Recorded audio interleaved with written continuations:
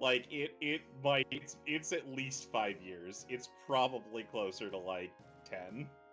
Alright, I'm gonna go ahead and pop YouTube chat out.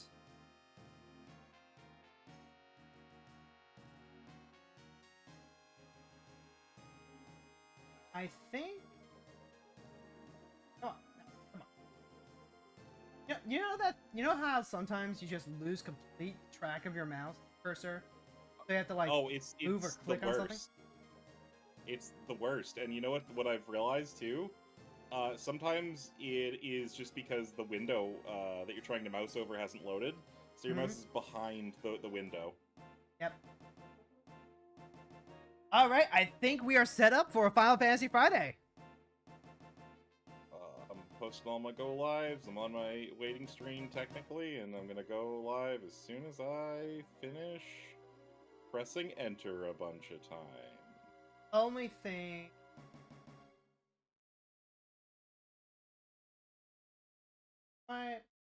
Where'd my buddy go? I don't know. Where did I go? I don't know. Oh, I just need you to accept the invite for share chat. Oh, yes, that's the one thing I haven't done yet for shared chat.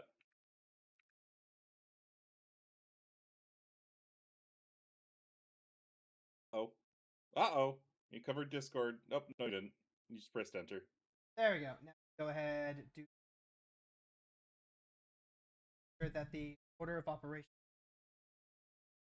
So that way the chrono trigger. And I think we're good. You! Hey, Fron.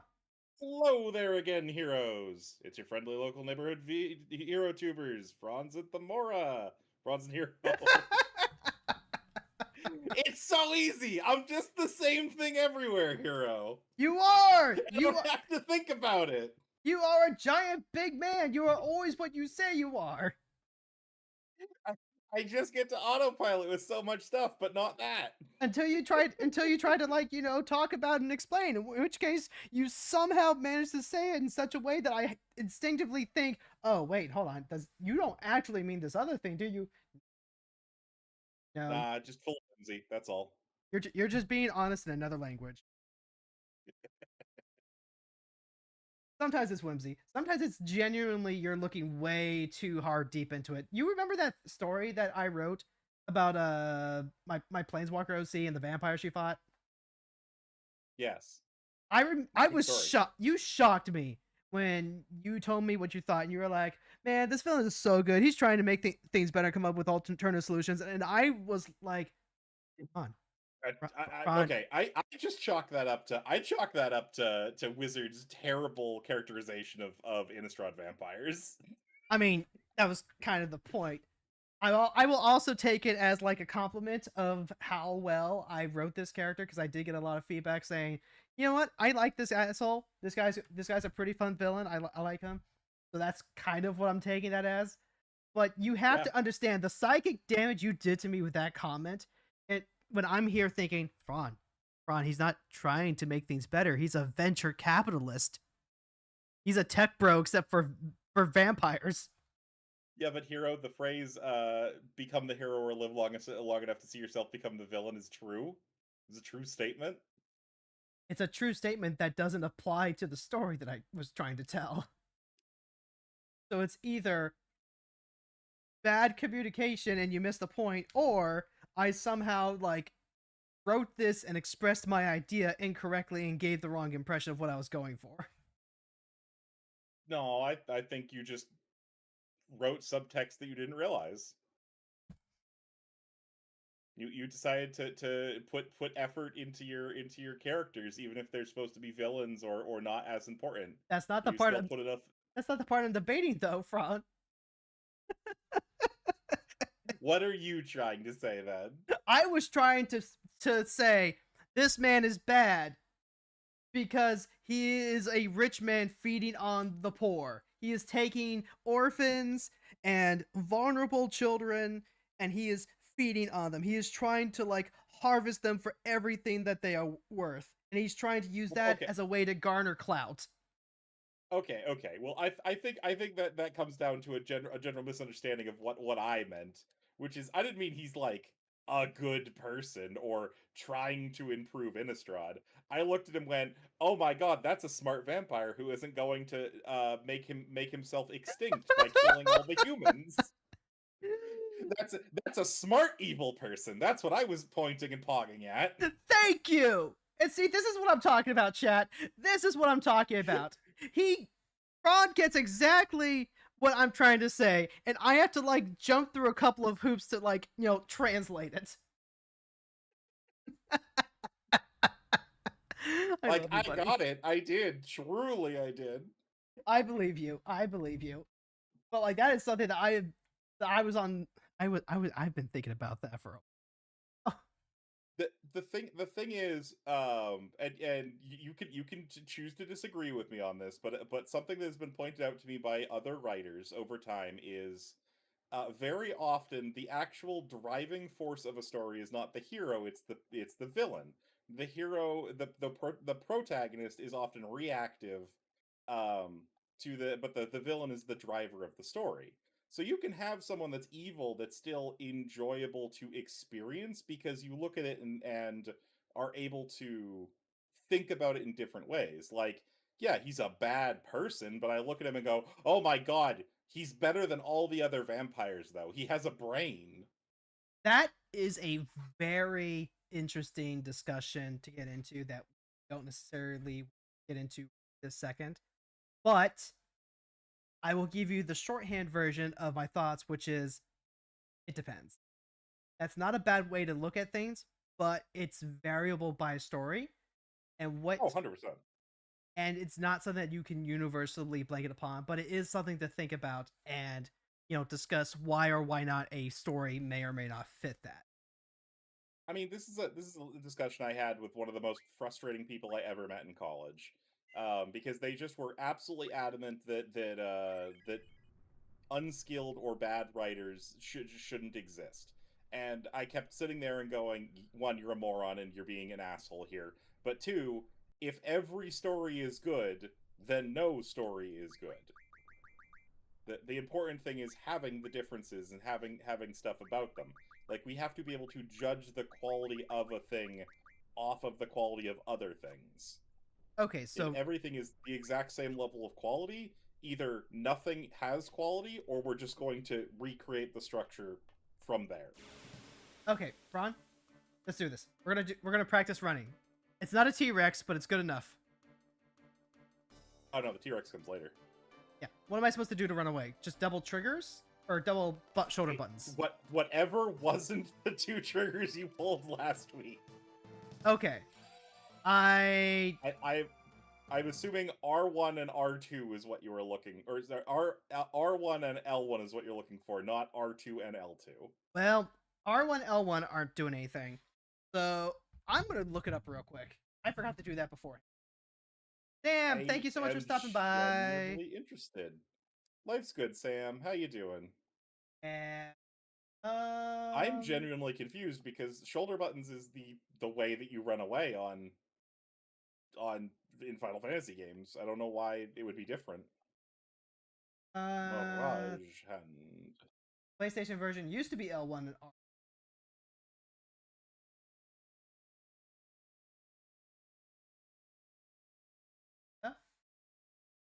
In the line. Oh, that's right, because you're having to run it through. It's not actually just straight running off the controller. You're having to pipe it through a program to have it the controller work, aren't you? Yeah, and also I might have to actually whoops, I'm going to have to close Final Fantasy VIII. Yeah, because you might just actually not have it bound. Escape battle is DF. So maybe I need to actually use like the keyboard for this. EF. Why would that be where it's programmed on the keyboard? Ugh. I don't I have like know. 100 bananas. Oh man, that's a bundle of bananas. Did Actually, you what I steal can them from Donkey do Kong? is I can click on Steam and I can check see if there's a what the controller figures for. Dodge that. How do I dodge that? Controller layout, view layout. Tell me anything. What happens when you have a farm, even if small? I mean, fair. Okay. We'll just have to. Guess we're just gonna have to wing it. Yeah, it's gonna literally only be important in this one. Actually, I guess there's one other segment where I think it's important that you're timed. No, two other segments, I think. I mean, it's gonna be like what? This and the T-Rex, and that's it. What do you mean the T-Rex? T-Rex you fight. You don't have to run away from the T-Rex? No. No, you just murder that thing. I mean, Cold blood. Can I murder it, or like, is it gonna be more? I should not be here. I mean, it can be both. Oh no. I think you're misunderstanding you get attacked by a T-Rex because you're not supposed to be there. You get attacked by a T-Rex not because you're in an overleveled area, but because you go into the training grounds when you're not supposed to. Hmm. This isn't Final Fantasy XII, where they stick the noob killer T-Rex in the first area. Okay, so DF does just like trigger running and lets me escape. Got it. I will take that. Medieval. It's a little weird, but we'll take it. All right.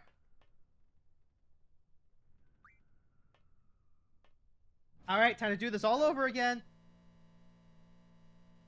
You have a golden helm. Good thing I saved right before I fought the boss. Don't forget to draw Siren. Draw Siren. Oh right, I figured out a name that I can name Siren. Also, just as a heads up, you do only have to worry about drawing GFs from bosses. You're not gonna have to like know to draw it from a random enemy. It's gonna be pretty obvious. This is a unique encounter. I should definitely see what it has for magic. Gotcha. I mean, not that you shouldn't be doing that anyway, but you get what I mean. Yeah. By the way, Front, the Zell deck is surprisingly solid. Yeah, Zell is an incredibly powerful rare. I wouldn't say that he's a... Well, see, here's the thing. I would believe that for Limited, but in the context of Brawl, I would not have thought that he would, like, be doing it as well as he is.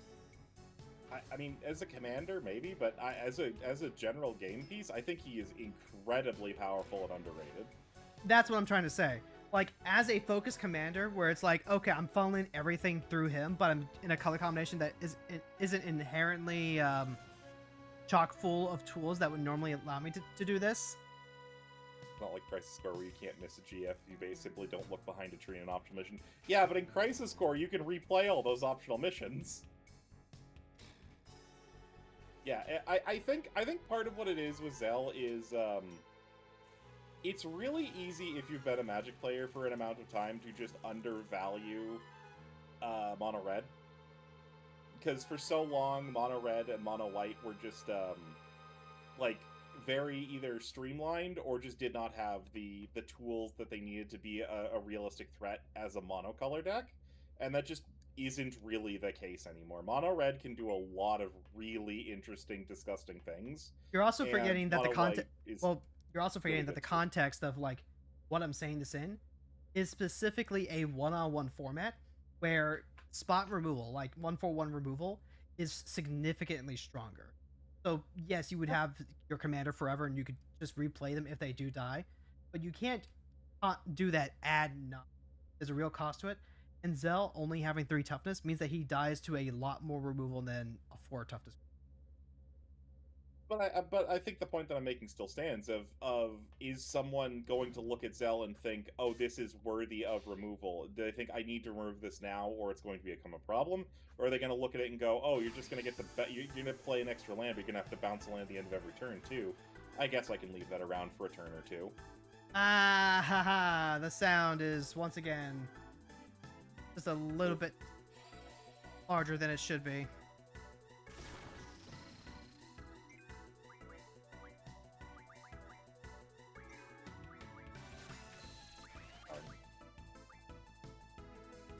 Oh, that's right. This So is many where I get the situations where I Asuna feel too. like I should hit everything with an attack like that, and I just don't.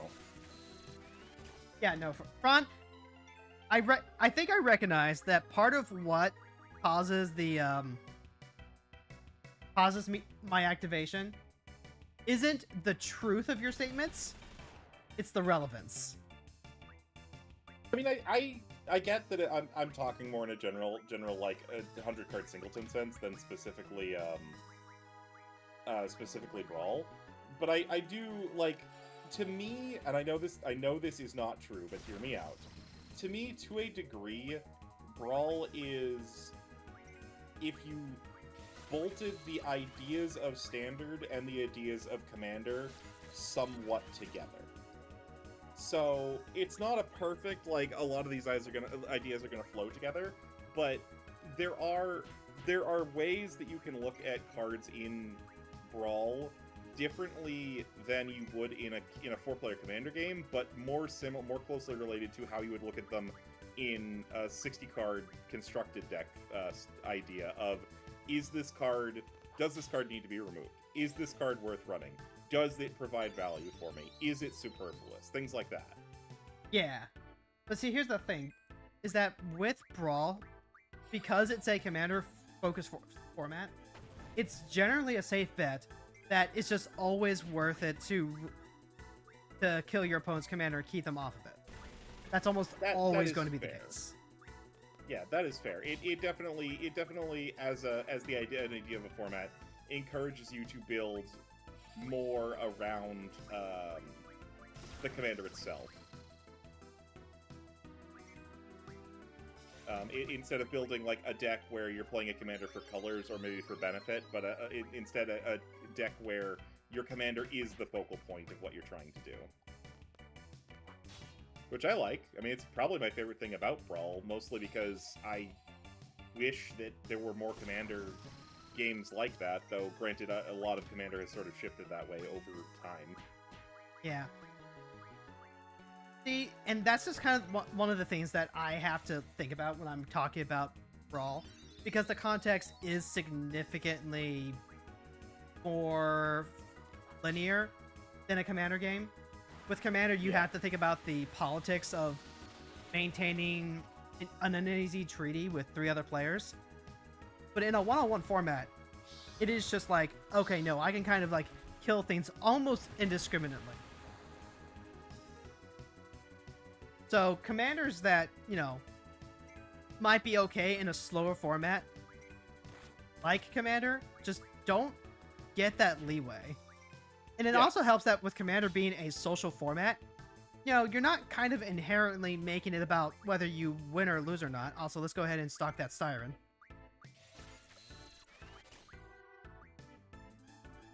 Alright, there we go. I got Siren. Yay! More GF. I was actually thinking about the specific thing or maybe not the same way that you're trying to say, but the specific idea of going back to the comment of like, man, I think this kind of hits the nail on the head of Jaded versus Heart Full of Whimsy. As much as I do enjoy playing to win and winning games, to me, Magic is more than that. Like, it's more than just winning the game. I'm there to have fun. Whereas when you're playing a 1v1 format, it's kind of a zero-sum game. When you're playing a game of Commander, it isn't necessarily a zero-sum game. Mm-hmm. And see, like, a lot of the conflict that comes up, a lot of the stupid, you know, us versus them stuff that comes up in Commander, like, it doesn't matter what Magic this is, right? It doesn't matter if it's Commander, it doesn't matter if it's Brawl or whatever. It comes down to, I'm trying to do a thing, and the way that you are playing is going to inherently affect how I do that thing. Yeah. So, you were talking about how you don't like it when, you know, it feels like there's an arch enemy. You'd prefer that it kind of be like, you know, a StarCraft LAN party where everyone's just kind of like building their own death engines and then everyone can, you know, do the thing that makes them win. I don't like when a commander makes it too easy to become the arch enemy. I don't mind someone taking the game by the horns and everyone else having to deal with that, that's just a function of the game. I don't like commanders or strategies that propel you into that situation faster. Yeah. And which I understand might be a confusing statement. It is sometimes, because that's so context dependent. It is. It's like there aren't a lot. This isn't like an incredibly large amount of commanders that does this, but it's like going back and talking about Ur-Dragon. Ur-Dragon is one of those where I just feel like it accelerates you too explosively into that situation of just I am now the issue. You know, look at me. I am now the captain. Situations. Honestly, that's pretty fair. Edgar Markov also has that, where he's just Edgar Markov is another huge example of that. Yeah, where he's just so overwhelmingly fast, even in like a casual build, that it forces the tempo of the game to escalate a lot faster than what some people are going to prefer. Exactly. Like, in that regard, I'd absolutely agree with you. I do want to kind of take things at a slower tempo. Yeah, like, I don't want the game to literally grind to a halt, because that's the thing where everybody pulls out their phone. How can I not fire World Bolt at you? What the heck? But at the same time, I also don't want the... You know, every once in a while, a game of Commander being over in 15 minutes is funny. But then a lot of the time, it's like, this is agony.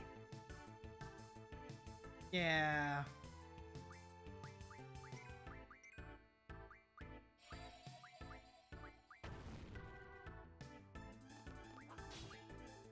Like, I like building my Rube Goldberg machines. I don't necessarily have an issue with one-shotting somebody.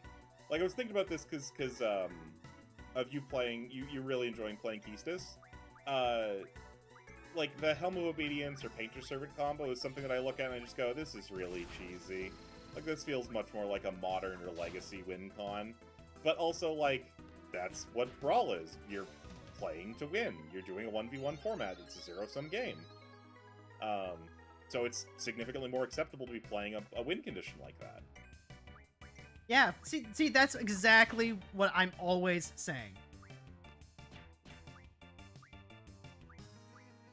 Like, it can still be cheesy, I can still feel that way, but I also can objectively look at it and go... I accidentally sent Sophie at a... I accidentally sent Sophie hitting her nunchucks on Squall. Whoops. Oops. Good job. I mean, at least I'm not healing the boss, I guess. Yeah, that's fair. I'm the wind. Whoosh. Hey, don't go up there. Yeah, Sam's right. Sometimes winning with a meta deck can be even, can be boring too. Oh, 100%. It's why I get really bored with competitive card games after a point. It's why when I build commander decks, I build for more bracket 1, 2, 3. And even then, I try and go towards the lower end. I'd rather build a strategy without game changers, even if a game changer would be ideal for that strategy, because it just makes it feel like too deterministic sometimes. There's also another component that I was trying to allude to before I lost my concentration, which is because because Commander is multiplayer, there's an artisan aspect that you can take a lot of fun and pride in. Like, you're not just playing to win, you're playing to have a good time. And the multiplayer aspect, kind of encourages you to want to put on your game designer hat a little bit and curate the experience that your playgroup is going to be experiencing. Because of that nature of, you are partially responsible for interacting with everyone and deciding how their experience goes, there's a social pressure to build the gameplay that you want to do, but do it within social expectations. And also, you can just get away with personalizing things on that level. Mm-hmm. So when I try to build a deck, I can take a lot of pride in taking advantage of the myriad of options to build a deck, and build fun restrictive themes. Oh, it's dead. Yes. This time I'm gonna Going now. take a minute to save. Yes. So like spoilers to some degree. You're getting tested on how well you followed your orders, which is why running is important.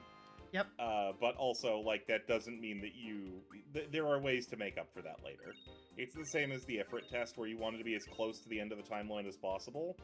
But you don't... It's fine if you get a lower score on it.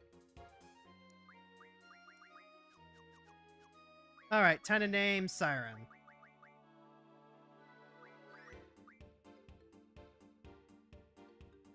How do I spell Pharos? Was it P-H-A-R-O-S? Correct.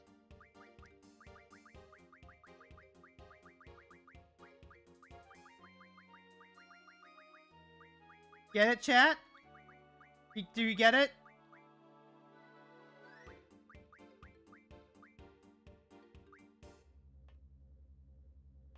Because the siren's at the top of Pharos Sirius? Do you get it, chat? I don't know what I don't know what she's talking about, chat. Do you get it? Do you get it, chat? Do you get it? Also, Point at streamer in hall. God damn Point it. at streamer in hall. What? Hall. Be the enemy. No, I like it. Okay, there we go. I don't know if I would have gone with Pharos or Sirius or tried to do both, but I like it. Neat reference. Unfortunately, Pharos Sirius doesn't fit unless you like start abbreviating stuff. Yeah. I put the Antipode bomb. So it was either Pharos or Sirius, and honestly, I like Pharos. All right, now we gotta run away. Well, I think the only reason I even mentioned is I think technically Pharos is specifically what they call the lighthouses. So like Sirius, I think, is the name of that specific lighthouse. But I also don't remember if I'm remembering that 100% correctly. Hey, I just realized Siren was at the top of a tower. Yeah. That is a recurring thing, sort of. That she's always at the top of a tower? Yeah. By the way, Chad, if you're wondering why I'm not reading taking the time to read the dialogue, it's because I read through it last week. But last week we had a very, very silly bit where I played, hey, wouldn't it be funny if I fucking just ended the game soft reset style? I mean, yeah, Chad, why weren't you here last week? Then you know what was going on. You gotta follow the continuity, chat. There we go. We ran away. And she's dead. God damn it. I'm trying to fucking save here, and I got hit with 2 encounters?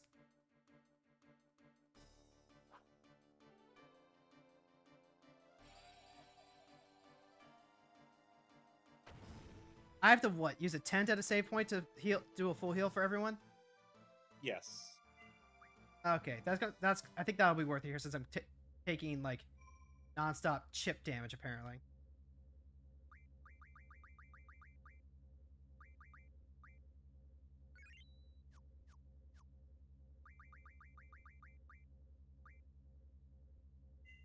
There we go.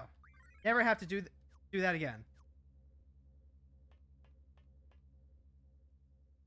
Spanish word for lighthouse is faro, basically faro, which means a dark house. Which means a dark house is a Nero. Huh. All right, chat. Trying to yeet for our lives.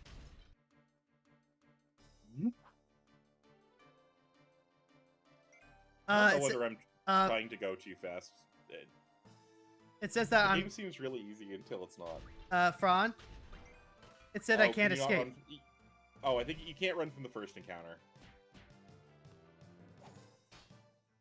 Oh, wait. No, I know what I'm thinking of. There's gonna be some technically optional encounters with this. There are encounters you could avoid. Let me warn you in advance. When you start running to the end of a bridge, get ready to turn around and run back the way you came. Uh-huh. Ooh, protect. What the fuck? It almost... yeah, remember, you It ate selfie! You are on an important timer. What did you do? It ate selfie! It picked her up and nom-nom-nommed her! Well, I mean, this is a giant mechanical spider hero. Okay, but the real question is, like, when can I run? No, just beat its ass. Just beat its ass. Oh, Jesus Christ.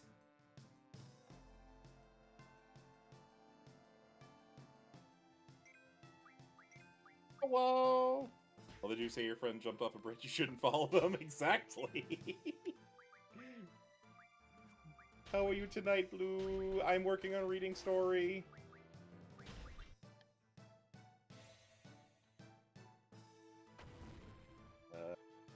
Alright, well, at least fire seems to do something. I'm gonna go mess with Time Hero. I'm gonna ignore the consequences of my actions and go mess with time. You're gonna mess with the Time Hero? You're gonna mess with Link? No, I'm gonna mess with Time Hero. How would I ever mess with Link? He's such a wonderful young gentleman. What a nice young man. True. Playing Stardew and vibing. I wish I could vibe like that. I think Stardew's a good game. It's just I got like all farming simmed out with early Animal Crossing and old oh my god, what is the game that evolved into Rune Factory? Harvest Moon? Harvest Moon. Let's get the hell out of here! Finally! Oh, it's B9 and B10. Whatever the fuck that is. Never been to Firehouse Subs? I think I've heard of them before, and they're quite good. I don't think I have any in my area, but... no, not the Protodome.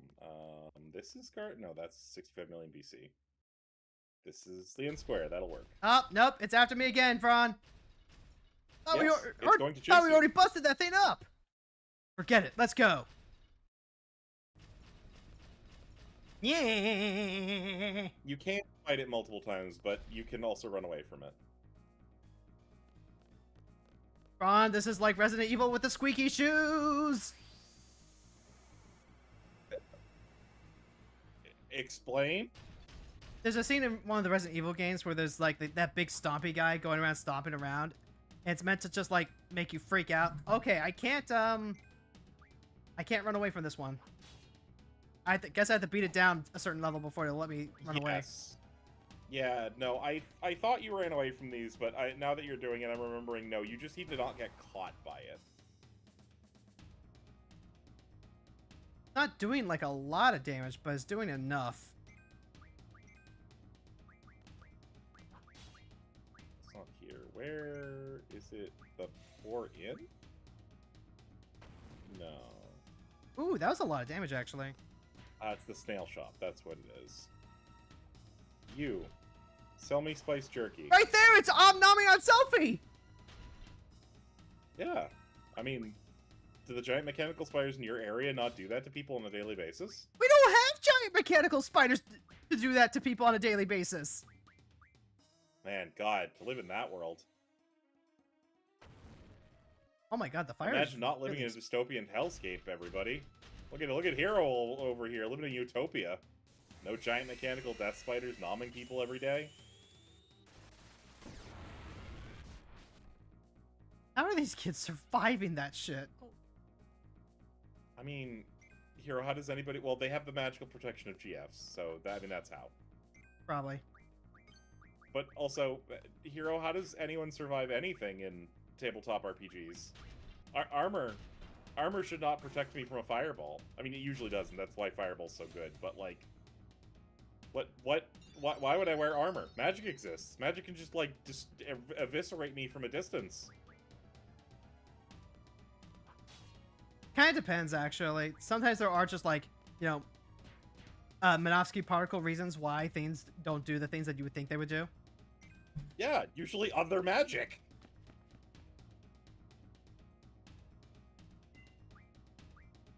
Man, why do we gotta keep paying the wizard to, you know, keep the force field up around the castle? We haven't had anyone invade the castle in over 20 years. Man, it hurts. It's such a true statement, but people are that dumb. You are not immune to recency bias. I am not immune to recency bias. Ah, there's the bridge, there's the bridge, there's the bridge. Oh my god. Okay, so I don't feel bad spoilering this, but I guess spoilers for theoretical possible spoilers for anybody that hasn't played Fallout 4 since it came out like a decade ago. With one of the big things in Fallout 4 Hero is synthetic humans masquerading as people. And there's a DLC that deals with that expands them or expands the stuff there, and one of the things that that they added to the base game from that is giving an actual reason for why VATS works in Fallout 4. Because normally VATS is specifically utilizing the Pip-Boy that you have on your wrist, and that's what allows you to do it. But technically in Fallout 4, you have access to VATS before you put on your Pip-Boy. Ron, I want you to know that this sounds hella interesting, but I'm only half paying attention because I have giant crab attempting to murder me. It's true, I understand. And the ABT system does demand, like, some amount of focus, apparently. It's true, it's true. That's why I always turn mine to wait. Oh, wait, no, I need to go down this way. This is always the part of the game I'm a little murky on, chat. I remember all the steps that you have to do, I just don't always remember the order that they have to be performed in. That reminds me, did you ever, like, figure out what you want to do for, like, for a potential cube? No, because I keep starting projects and then getting busy. Or being depressed. I put together a good portion of the commons and uncommons that I wanted for it, but I didn't really get beyond that point. I need to sit down and actually read a bunch of the articles about building a cube, rather than just sort of, like, letting Jesus take the wheel and sort of doing what feels right. I mean, on the plus Also, side, there's probably at least several lists out there already as, like, a base point you could start with. Yeah, but, like, I don't know. Every time I see one of those, I'm like, dude, is this really, like, how I want to do this? Do I really want to copy somebody else's work for this? It's the same thing I have whenever I go on, like, EDH Rec for, initial quick ideas for building. By the way, a deck, Fron, like, am I supposed to... Okay, I managed to, like, get right by it. Yes, good job. No, dog! Don't pet the dog. Or wait, no. Oh my god, maybe you do pet the dog. I don't remember! Ah! Why would you do that to me? Because I actually just don't remember. Like, I think, I don't remember if you get bonus points for saving it or not. Or if you need to save it, or if I'm overthinking that.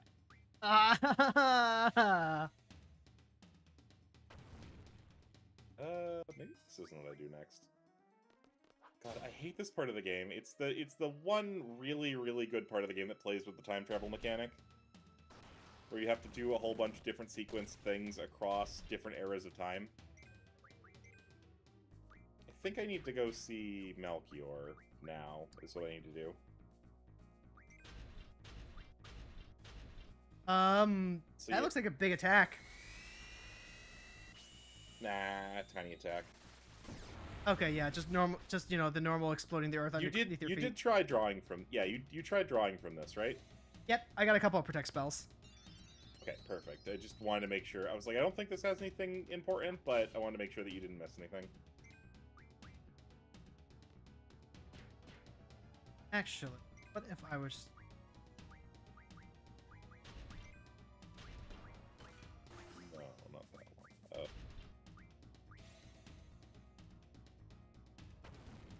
Pasadena Village, 1000 AD.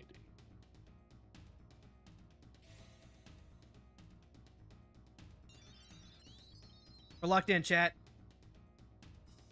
So, like, that's something I was thinking about. I think just, like, starting with commons and uncommons for the cube, and then gradually adding in the rares and mythics that you want is actually okay. If only because I really like playing with the commons and uncommons. Oh, that was what it made me want to build a Final Fantasy MPG cube in the first place, was the quality of the commons and uncommons. Yeah. Like that.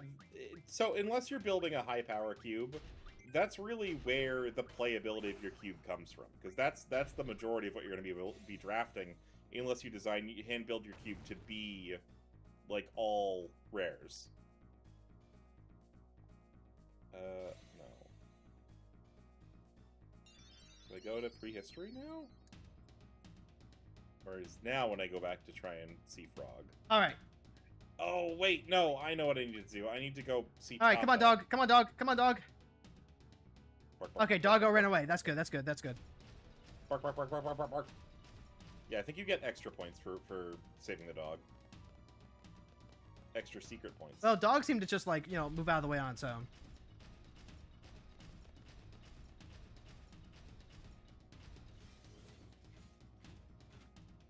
Oh, man. Screw that car. Screw that car in particular. For real, for real, for real.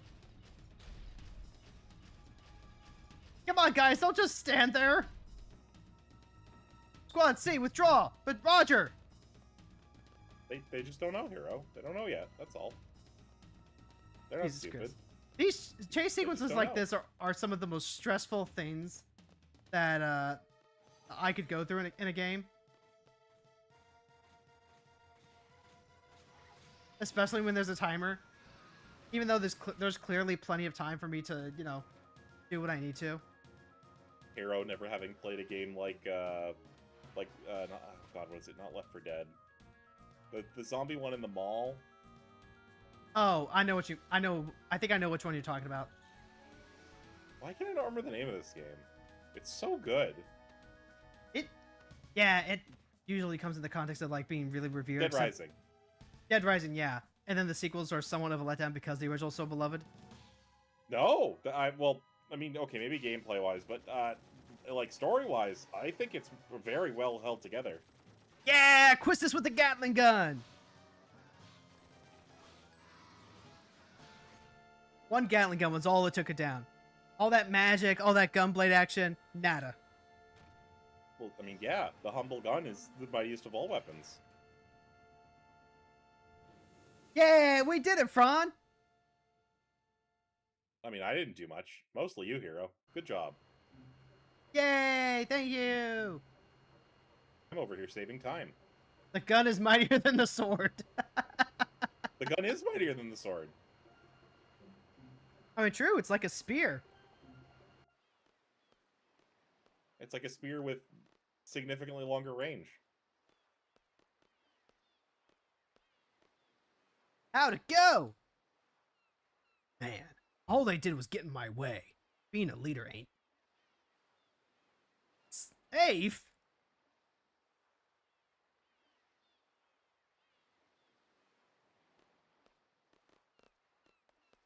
Look at him with his high-waisted pants. Good job. You believe me if I said that was a JoJo's reference? Yes. Where's Cypher? Everything is JoJo's reference. Rocky is actually an immortal ageless vampire. Just be back at Garden by sundown. You're free till then. Okay, dismissed. Don't worry about the PTSD. That'll wear off. No, it won't. Well, I mean, I guess enough amnesia will do anything. You can buy some souvenirs, have a review meeting. It's up to you. I recommend you go back and rest, though. Yeah, no kidding. You! Hey! Not again, man! There goes Mr. Ego. Might as well walk it. Ah, Ron, bot, Back off, bot, bot. bot. Get it off. Get it off. Get off my chat. Well, I mean, it's off my chat. I know it's from your chat, but we're sharing chat right now. Yeah, but doesn't it not delete it from your chat? Okay, but specific reference, do you know where from? I would... Oh, the gun is mightier than the sword?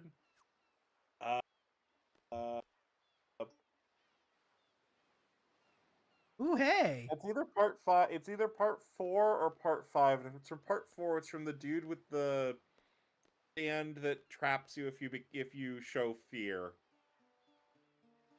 Or wait, no, what am I talking about? It's Hull Horse. It's Hull Horse fighting Polnareff. I said it. Yeah, I said it out. I said it out. My answer out loud. This will be like, wait a minute, that's completely wrong. What am I talking about? Man, I can't wait to get to part 3. Shut up. You and your weird. You and your weird decision on how to watch the stupid series. Look, the basement order has been legit so far. It has not let me down. It's so much work for something that doesn't need to be done. What work? I'm watching a TV show. You literally have to stop in the middle of a part to re-watch another part. I mean, that's only because I'm gonna rewatch part 1. No, part 2. Hey, this is a lot less work than having to sit through part 1 and part 2 before getting to the fun stuff in part 3. 2 is fun. Also, part 3 is not the fun stuff. Okay. Or at least when you know 4, 5, and 6 exist afterwards. Part 2 is fun, but like, it's not why I wanted to watch the series, you know? Okay. So Blue, Hero's watching it in the order of okay, so what is this? This is like... This is the Jeff Thulu basement order that he jokingly put together. Jeff Thu. Yeah. Jeff Thu, first off. Yeah. He's not from Star Trek.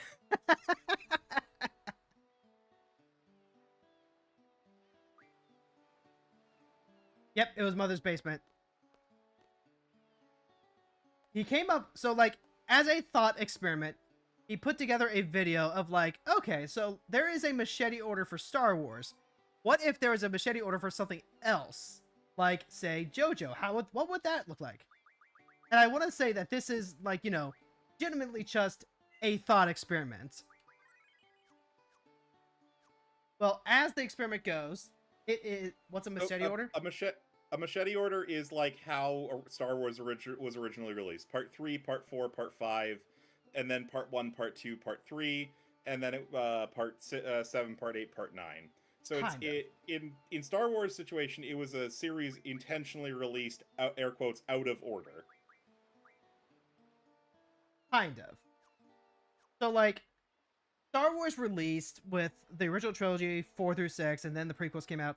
What the machete order does is it says, okay, when you watch Star Wars, what you want to do is watch episodes 4 and 5, get to the reveal that Darth Vader is Luke's father, then you go back and watch episode 2 and 3, episode 1, Phantom Menace optional, to, like, you know, get Anakin's backstory, and then you go and you watch Return of the Jedi, and theoretically that, you know, leads to a more cathartic experience. Whether you're, you know, it actually works for you or not is, your mileage may vary. I did that. I tried it once. It was all right. I liked it.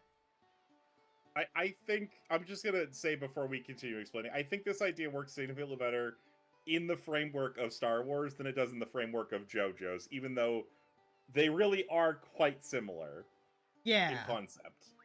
Yeah, they are similar in concept. Ron has a lot of reasons and ideas for why it does not work for him. For me, it works out great.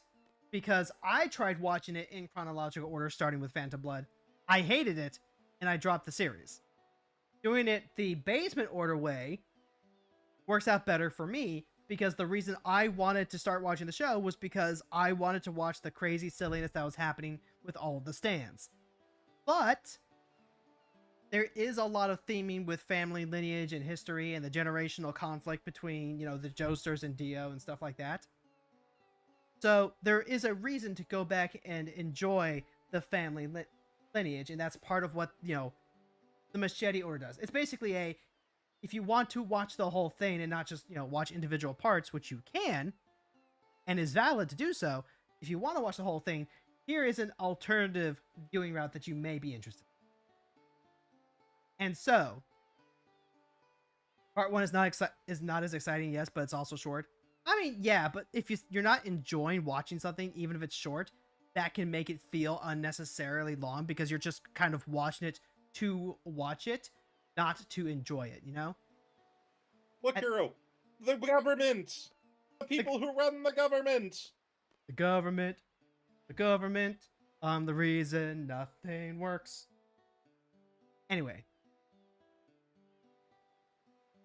Also, apologies for blowing out everyone's eardrums. I'm in that camp with you right now, too. Oh, wait, hold on. That reminds me. I need to... As a Realm Reborn and Phantom Blood fan, don't see why people don't like them. Yeah, see, Realm Reborn took me I didn't... Here's the thing. I didn't like Realm Reborn the first time I played through. It was something that I had to, grow to love. I need to junction Siren. I completely forgot. I need to do that. I mean, I liked Realm Reborn perfectly fine as long as I was playing it like an MMO, aka with people. True. That helps significantly. ARR is an absolute dog shit single player story. The rest of 14 seems like it's a little bit better as a single player story.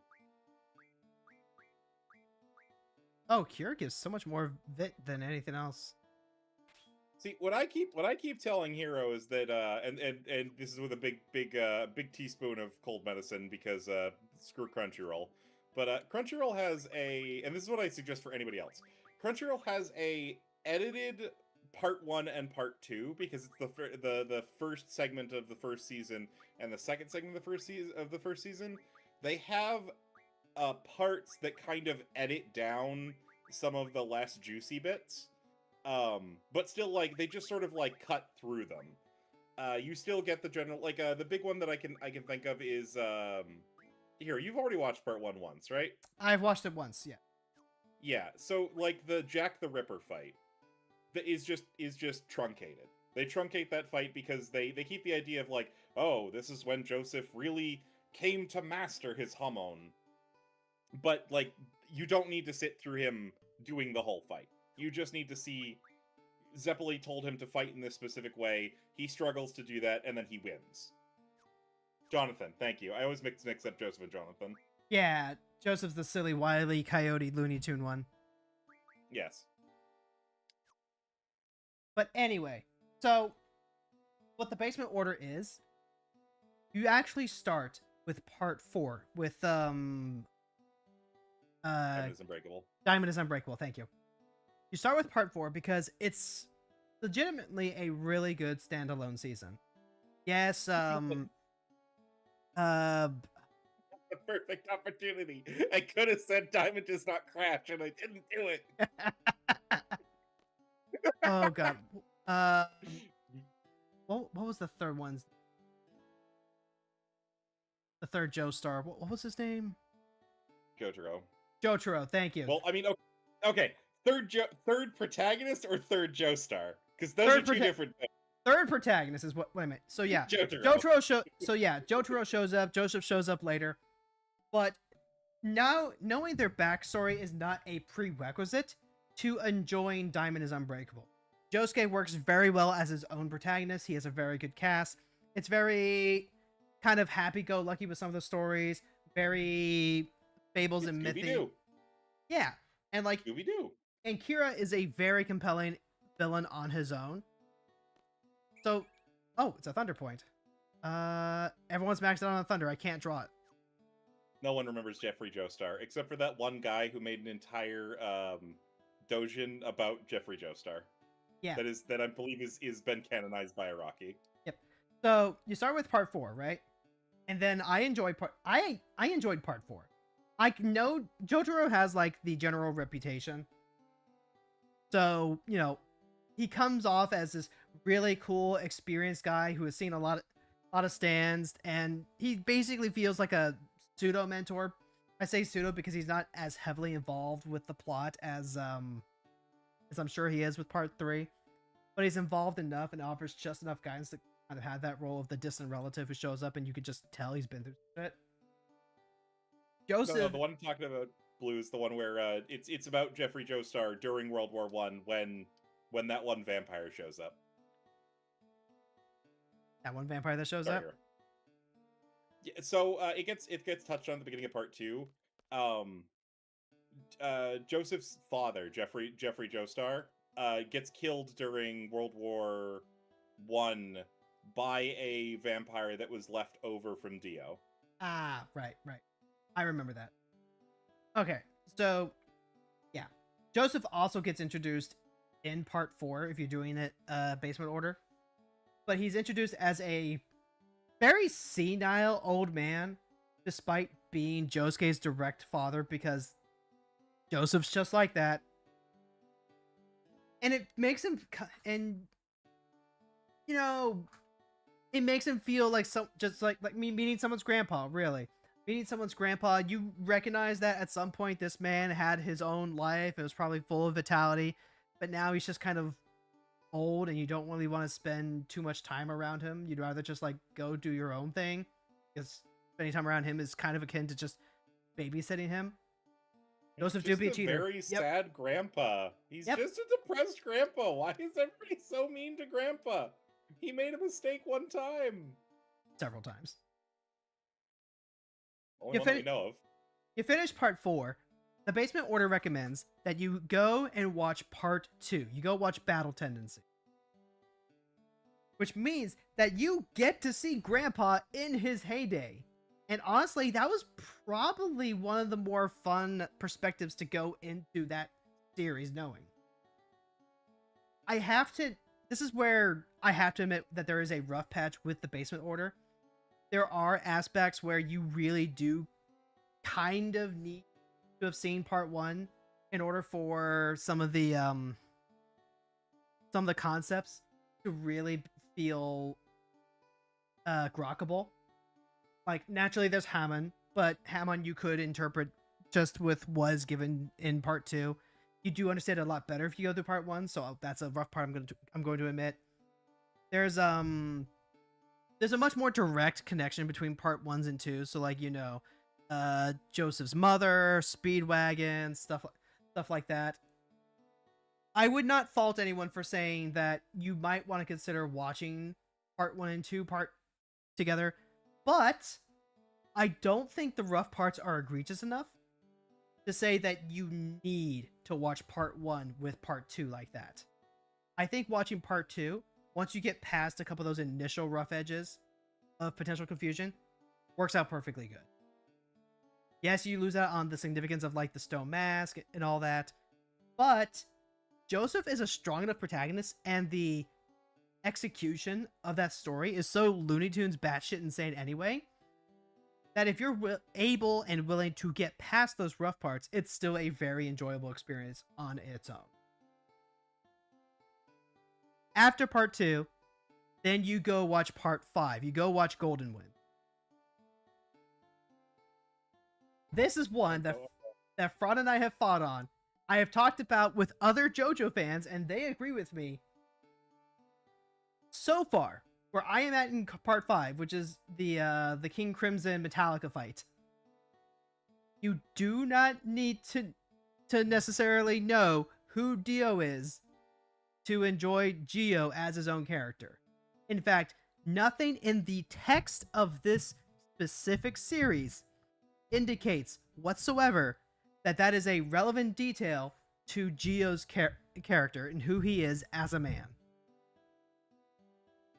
You are free to disagree, but in the text of the story, that is what I am picking up so far, having not seen part 3. Now, that being said, I think part 5 also just works really as a man. Isn't he 15? Look,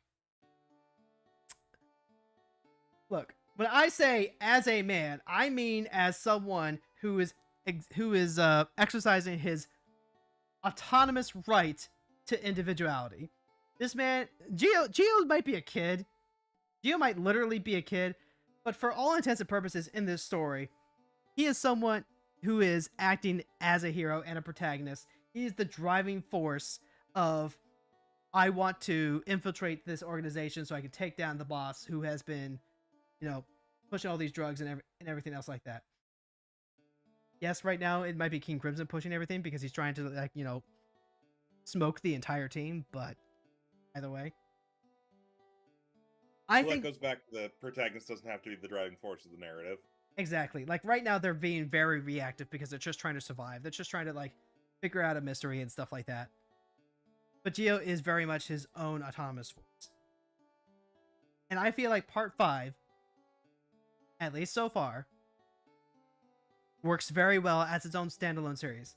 And from what I understand of Araki and him making these various stories, these various arcs, after Part 3, they did kind of become a lot more standalone. Because they, one, make for more fun writing. They make for, I get a fresh start. I don't have to keep writing the exact same thing over and over again. I can change tone. I can change genre. Kind of like how... Said the thing! Besides that, Part 5 could be a good starting point for JoJo. Yeah, I agree. I absolutely agree. No. You can't be selective. Read the thing above that. The only reason you would want to watch Parts 1 and 3 before 5 is because you'll learn how evil Dio can be. And then see how much Giorno is more of a hero than a monster. See, that's different, though. That's not just me. It's not just me. That's different, though. You made it sound like the only reason to be interested in Geo is because he's Dio's son. Geo stands on his own as his own character. That was no. What I kept trying to say was knowing about who his father is gives a deeper perspective and understanding of the way that he acts and how it is important to the narrative overall, because he is different than his father. It's not important to the narrative. That's what I just finished saying. Nothing in the text of Part 5 says it is important that Dio is his father. It's literally why Koichi gets sent there. It's literally the onus of the story. No, that's the introduction, transition into the story. That is the hook. And that is the only thing it does with it. Because remember, after that two-parter start ends, and Koichi's like, you know what, Jotaro? I think it's okay that we just leave this guy alone. That's it. That is the last time that it gets brought up. Which is insane from a metatextual standpoint. It's insane that they just go like, this kid withstands fine. He's a good guy. Now, what I will say is that, because I have not stopped thinking about this, because I take everything you say seriously, with the weight of the world, and with many grains of salt sometimes, is that I appreciate this here. I love you a lot. Is that that's not to say that it's not saying anything at all.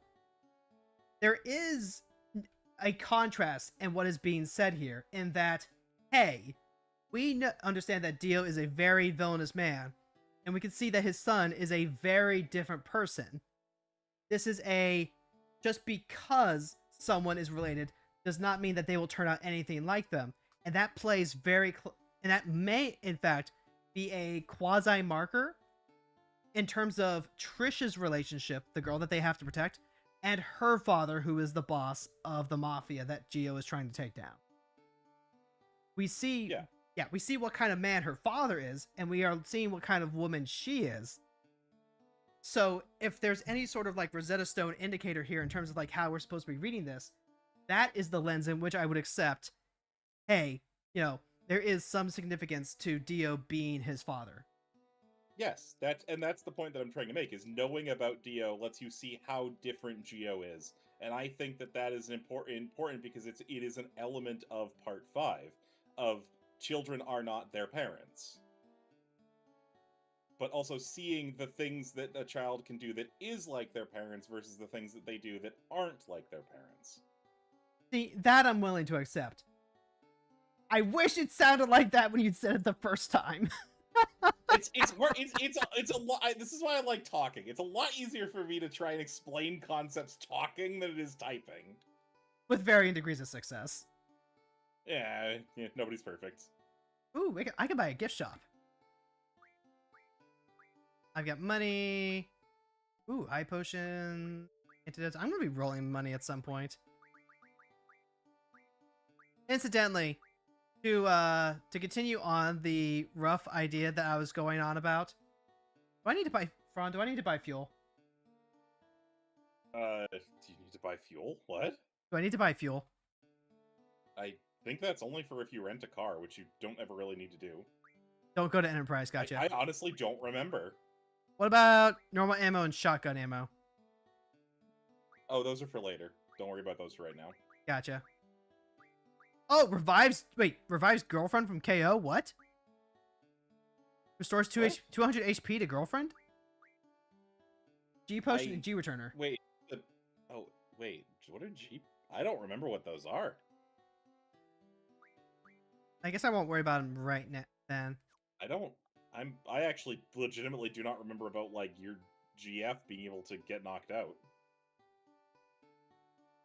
Quote, just consider part 1 the best starting point because A is numerically and chronologically first, and B, almost everything else is way more interesting and fun from there. Yeah, see, this is sort of the general sense of the argument that I keep trying to make of, like, they're numbered, they were written in order, they were released in order, and, like, you kind of get through the mediocre stuff before the beginning, and in my mind, that's kind of just how a lot of manga are. A lot of manga have weak starts and get significantly better as they go on. So, like, it doesn't bug me that part 1 and part 2 are weaker parts, well, not part 2 so much, but part 1 is a weaker part because it gets better. It's the beginning of the series. It doesn't have to be super, super amazing. It just had to be where the series started. I mean, I understand that. Where I have a problem with it is when people do that thing that I really don't like, where they are incredibly insistent that if you try to engage with the media any other way, then you are doing it wrong and you are crazy for doing so. Yeah, and that's the thing I keep trying to say of, like, honestly, if you're enjoying this weird order that you're watching it, more power to you. It just feels like a lot of work for me. It doesn't feel like it has a huge payoff for what you're doing. But if it's how you want to watch it, how you're enjoying it, I can't stop you. It's true. I mean, like, and I don't like not enjoy the reactions that people give me when I talk about it. At some point, when I finally finish and catch up on what's currently available, I'm going to make a video talking about the experience. But it has legitimately been a lot more fun to watch JoJo this way by starting with the parts that I just have more interest in watching. Now, what about... Oh, you're asking about the everything after Golden Wind? So after Golden Wind, what you are going to do, according to the basement order, is you are going to start part 3. You're going to get to know Jotaro, you're going to see Joseph again, and you're going to stop halfway through something introduction of Dio. That's when you go back, you watch part 1, you get the context of the greater conflict between the Joseph and the Joestar and Dio family trees. Then you finish part 3. This is the one part that I think sounds super interesting. You finish part 3, and then you're set to just, like, watch everything else in order as it's released or whatever you want, because they're, they're following that secluded, those secluded storylines. Now, my wife is on board with this in particular because part 3 is super fucking long. Yeah. So breaking it up halfway is actually a really good palate cleanser. This is why I think that one aspect of this is quite good, because yeah, part 3 is too long for its own good. Which is funny, because part 4 is longer, but doesn't feel like it because it's Scooby-Doo. Yeah. It's not one... It is one continuous narrative, but it's a lot of Monster of the Week stuff in a way that's more easily digestible than what part 3 does. So, yep, that's the basement order. And I've been having fun with it. Now, that being said, I'm not having so much fun with it that I would just, like, binge JoJo all on my own. Part of what's helping me out is that I am watching like an episode each morning with my wife. So we're having fun with it together. I don't think JoJo is a series that I would have finished on my own by any stretch of the Gotta have a view, buddy. For me, it was a lot of autism tunnel vision and just really, really enjoying shonen. Because I agree with you. I did not start JoJo's. I knew about JoJo's for years. I did not start JoJo's until one of the younger brother of one of my childhood friends, who was also a childhood friend of mine, just, little brother sort of childhood friend, was like, "Hey, so part 7 of JoJo's Bizarre Adventure, have you heard about this before?" And I'm like, "No, cool, tell me about it." And they're like, "So they're on a wacky racers race across America collecting the body parts of Jesus." And I'm like, "Okay, this is too insane to not engage with." Huh. I'm gonna be honest with you right now. It is not as important as that makes it sound, but that is technically a main plot point of the thing. It's just that's a really, really, like, pointedly terrible, good way of explaining part 7. Never binge a show that is more than 30 years old. Agreed, 100%. I'm also just kind of on the anti-binge trend, period, but like, I get it. Sometimes you just get so gripped by something that you want to roll around and live in it, consume it as fast as possible. Jesus was a JoJo? Jesus was a JoJo. I've seen that. I have seen, like, wasn't there like a spin-off where he actually got to show up as a JoJo? No, well, as a stand user? Okay, we can't explain this further without ruining parts of part 7. Okay, say no more then. Say no more. Also, the thing you were thinking of, I'm pretty sure does exist, but is also non-canon. It's a fan creation. I would believe that. So, like, here's the thing, right? I have had people, like, adamantly tell me that I need to watch it in order because that's how you appreciate Araki's growth as a storyteller and as an artist. And I get that too, but, like, I don't know. Fun fact, when I was growing up and I did that thing that really neurodivergent kids that don't have a lot of social time to spend, they just spend a lot of time on their own, and so they read nonstop. I used to read books out of order, not intentionally. I would just kind of, naturally find a book that looked really cool, start reading it, completely miss that it was like the second or third book of a series, and then have to go back and read the first or second on its own afterwards. And let me tell you, if you are doing your job as a storyteller, you are able to make those second or third titles feel like natural starting points to pick up. Because you're gonna have people who, like me, don't realize that there's a start of a series, and if you make them feel lost, it kind of ruins the rest of the experience. But if you do it right, and you make them feel welcome, even if they're joining you part way, then you invite them to go back and see everything that came beforehand. And that is a wonderful thing to be a part of. That's why I generally like the way that manga has been structured over the decades, because the way that story arcs are structured, and the way that, like, the big three were for a while, because I genuinely believe this about Naruto, One Piece, and Bleach, you can kind of get exposed to it at any single story arc, and if you're gonna stick with the series, you're gonna stick with the series, and going back isn't gonna be a problem. Yeah. I still think everybody should start them at the beginning, but that doesn't mean that you can't get hooked from anywhere in it. Quote, can't blame you. My first Castlevania game was the second to last game with Metroid Discworld. And with Metroid, it was the last one. Yeah, it's a lot more prominent with games. Yeah, right? Because I have a friend. She's currently going through all of the Fire Emblem games in chronological sequence, albeit playing, the remake for the first Fire Emblem rather than the actual literal first one. And, like, I get it. I think there is value in seeing the evolution of a series and then working your way through it. The issue has always just been the gatekeep. It has only ever been the gatekeep. It is not in how you consume the media. I knew someone who started watching Star Wars. She watched the first 3 movies and then started episode 4 and hated episode 4 because it was nothing like the first 3. That's very silly. It's very silly when, you knowingly watch something that is widely known to have been released, differently in terms of like release order as opposed to how it's listed. It's very silly, but also, you know, it's finding that line between engaging with something on its level and then, you know, doing the experience that works best with you. Does that make anything? Am I like saying anything? Does that say anything? I don't know. I kind of spaced out. Yeah, I did too. Basically, like, someone watched Star Wars. Someone I knew watched Star Wars in, you know, listed order, not release order.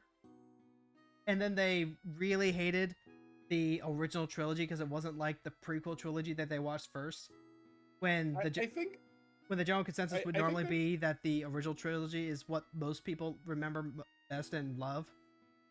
Yeah, and I think that's sort of also that the reason that I think there was an issue there is the same reason that I kind of tell people you should probably just read JoJo's in release order, because the thing that it sounds like might have been an issue there is the fact that they went back in the production quality of it, of just technological.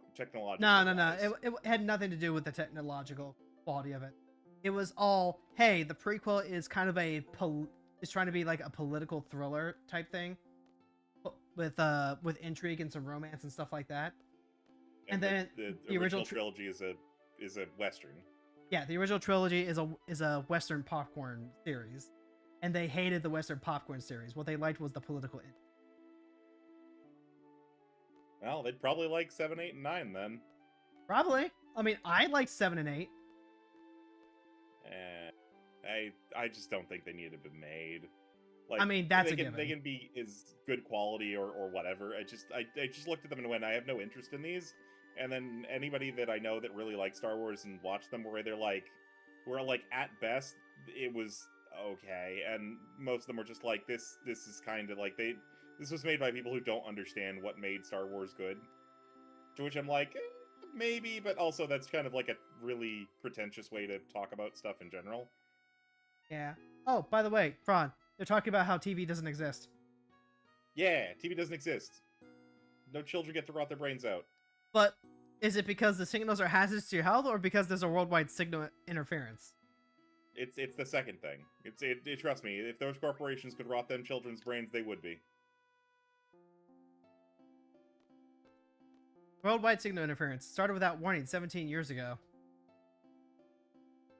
Started without warning, that you know of. Yeah, that I know of because I'm a kid. And, you know, I wasn't even born, like, I don't know, what, 16 years ago? Yeah, Squall is 17, I think. Hold on, Chad. I'm going to read some dialogue because it's been a hot minute. Mission complete. I think we did a pretty good job. The candidates are back safely, right? Although we didn't realize the Galbanian army was after the abandoned communication tower. We've just received word from the Dalek Dukedom. The Galbanian army has agreed to withdraw as long as the communication tower is repaired and the uplink remains operational. Well, why would they care about that? Well, in any case, Galbadia's out of there. We could have made more money if they'd stayed and caused more ruckus. I mean, the results for the exam should be announced soon. Just stick around here. How did it feel out there on the battlefield? Felt good? Scared to death? Whatever. ... Yeah,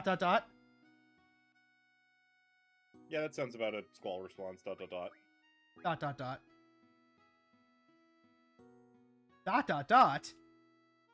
great! ...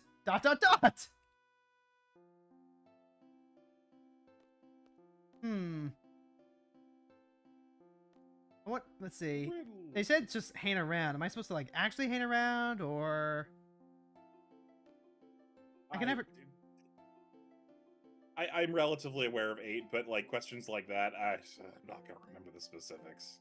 Yeah. I mean, I guess I could always head into my room and change. No, you're playing Final Fantasy VIII, not Fate, hero. Oh, that reminds me. I gotta download and read the prequel. Oh, hey, Cypher. Yeah. Do you hear about the I've got communication? download. You hear Doesn't about? Hero Husband have it on the Switch? Oh shit, he does have it on the Switch. Ah, that'll make it a lot easier. Hey, Yeah, that was why I was confused why you were questioning it at all, other than time. Hey, Squall, who's your favorite Warner sibling from Animaniacs? ...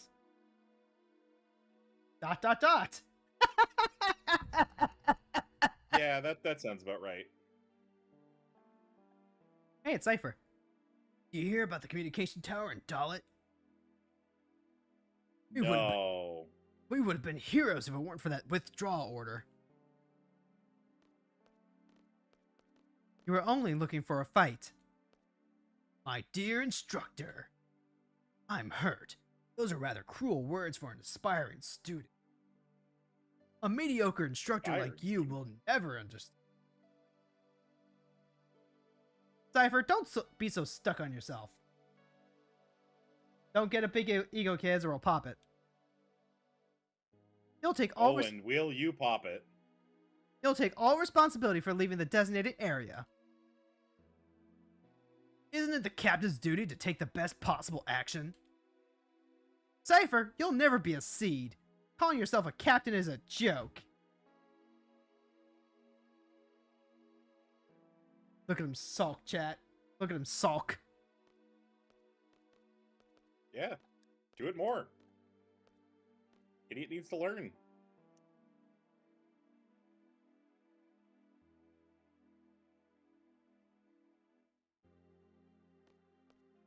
Dan. Cypher, you will be disciplined for your irresponsible behavior. Must follow orders exactly during combat. I just heard the battle music kick in as soon as Hero finished saying a mediocre teacher like you could never measure up. So I just assumed the teacher was like, you have chosen death. That is a very Keistus response. Well, guess I'll just deck out. But I'm not entirely without sympathy for you.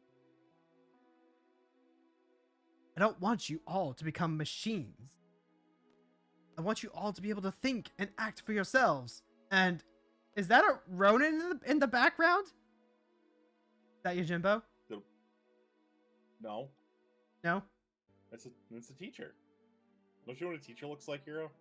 Apparently, I thought they were all like 18 and blonde.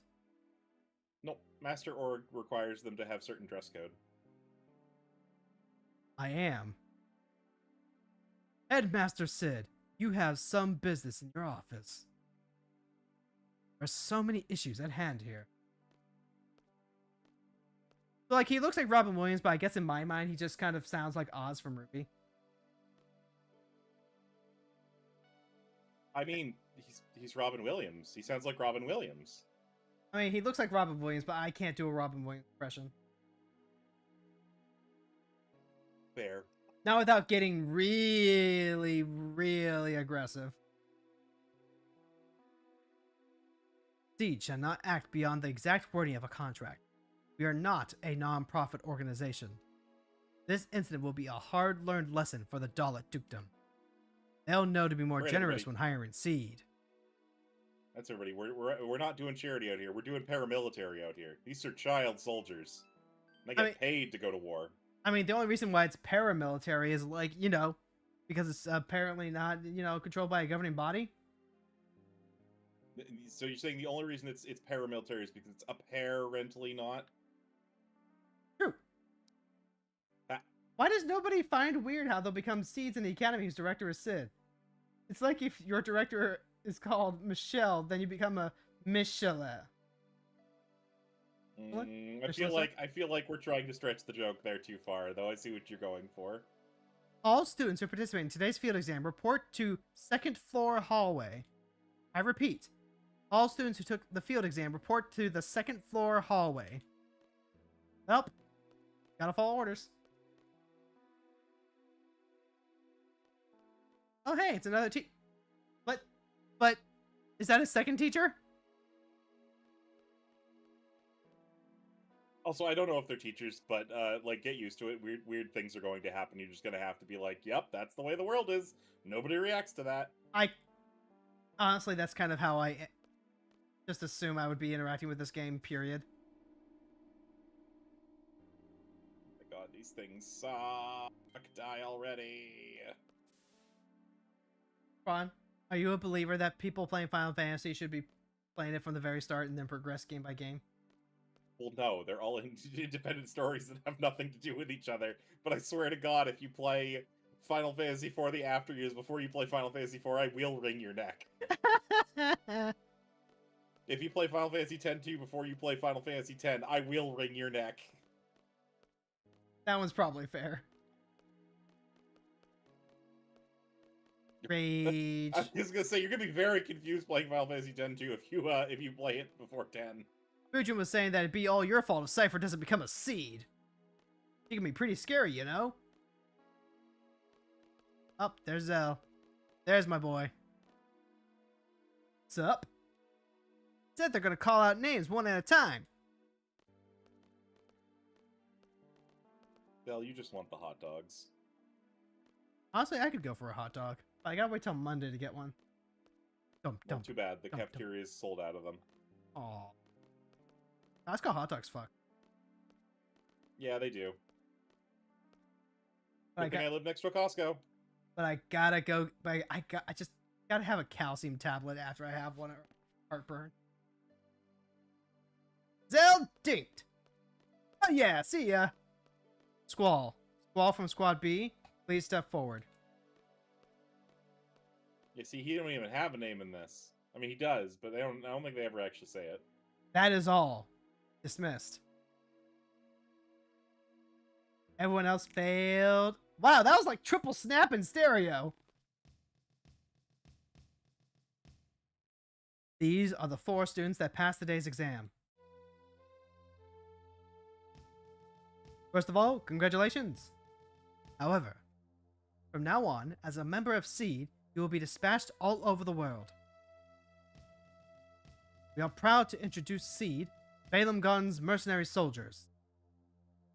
SEED soldiers are combat specialists. But that is only soldiers. one aspect of SEED.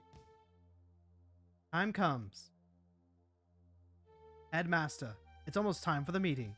Please make this short, despite the fact that this is a ceremony befitting of young people who are joining our organization and therefore should be held with some sort of gratitude. Gravitas. Thank you. Do you believe in gravity, Hero? Sometimes. When it's convenient. Clearly not a real JoJo's fan.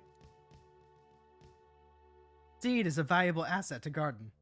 Its reputation is solely dependent on each one of you. Handle your mission with care. That what you they're wanted to say, mercenaries? sir? I thought they worked as the government army. They're both! See, this is just like, private contracting. They can do it a lot cheaper than subsidizing through taxes that could be funneled into, the pockets of privateers. The Hero gets it. Here is your seed rank support. This is why you don't run government like a business, kids. Because business is inherently corrupt. Also, it's not a business. They get paid. It has to be for profit. Piss. I'm looking forward to the garden festival.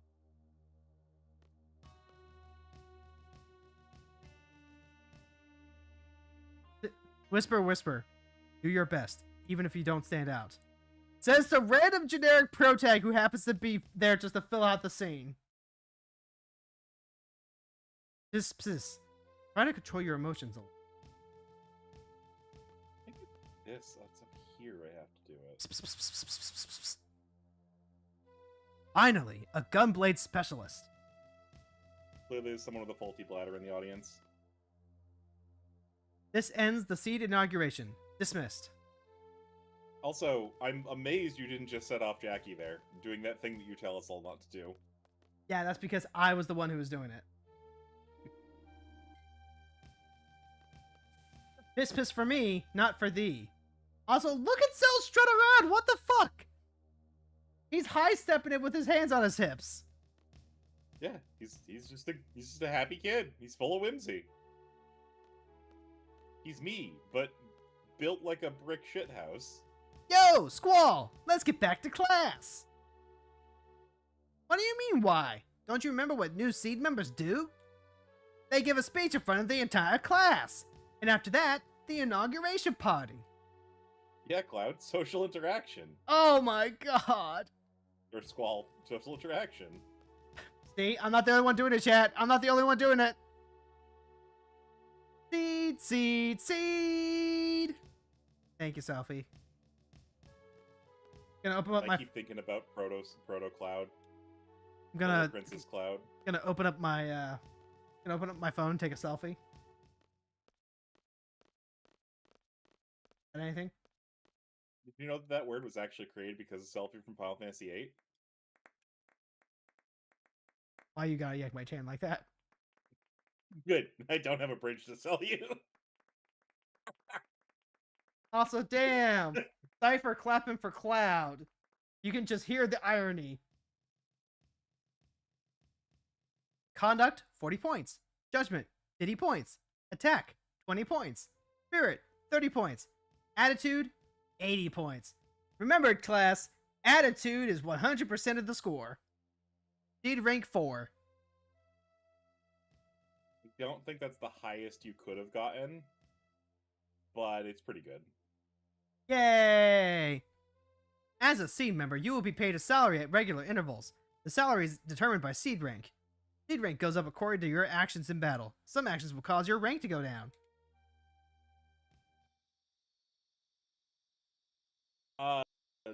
Yes, but don't worry about that. It's pretty obviously doing stupid things that causes it to go down.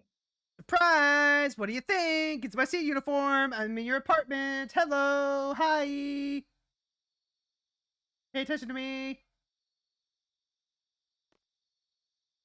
You should get changed too. We had that party to go to. So there's 10. No, there's 30 seed ranks. 31 technically. 31. Damn. Yeah. That sounds like I did pretty dang good then. Yeah, there's several ways to improve or reduce your seed rank, including each enemy you kill improves your seed rank. Events and choices you make throughout the game will affect your seed rank. For example, something will make you have a higher seed rank, while something else will reduce it. Each time you get paid, your seed rank will. Each time you get paid, your seed rank will go down. Wow. Okay, I didn't realize people had data mined that out of the game. What? You can complete seed tests to raise your rank. See below. Don't worry about that. It's not relevant. You can access the seed tests after the conclusion of the Dalit seed mission, which you just completed. The seed test option is in the main menu under Tutorial. Select Test. Test. Wow, this uniform is something else. You're the handsomest guy at the party. Statistically, that says more about everyone else that showed up at the party. Yes, it does. Hey, looking good. All right, let's hit that party. I love these idiots. What if someone pays them to attack the government or the academy? Well, they wouldn't do that, but I mean, they wouldn't attack their own academy. It's true. And they wouldn't attack their own government, but both of those things could definitely be things that happen. But also, like, you wouldn't necessarily sell out the other academies when you're relying on each other in order to maintain an infrastructure and avoid a government potentially taking you over. Sure. God damn it! Yo! Sup, Squall? I guess we're both seeds now, huh? Blue. Thank you again for the sub, Blue. Thanks for hanging out. Put it there, man. Heh, even as a seed, you're still the same. Well, that's typical of you. See ya. Hell, it's been 15 minutes. You think he was going to become a different person in like 15 minutes? Oh, hey, Want to join the Garden Festival Committee and... Sorry, I just remembered something. I let my accent on. Gotta go. See ya. What did he say? He left his accent on? Squall, hi! Want to join the Garden Festival Committee? You can help out whenever you have time. Don't believe Ondor's lies. Please. ...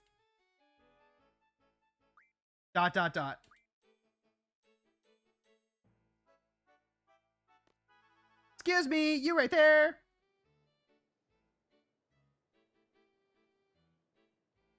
This is Selfie's entire character, I want you to understand. I love her. Oh, hello.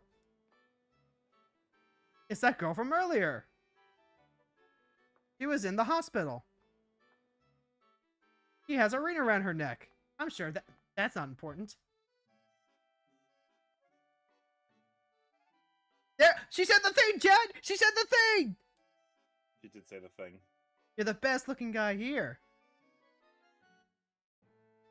Oh my god, I just remembered something you don't know that's gonna make you lose your mind later in the game. Oh, I hope so. I hope it's so. You have put a mighty expectation on this game. If my mind is not blown, I will now resent this game for all of eternity.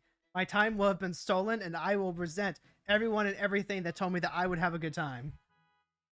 Good. I'm glad I had that strong of an impression on you. Makes me feel good about our friendship. God damn it. Whimsy, hero.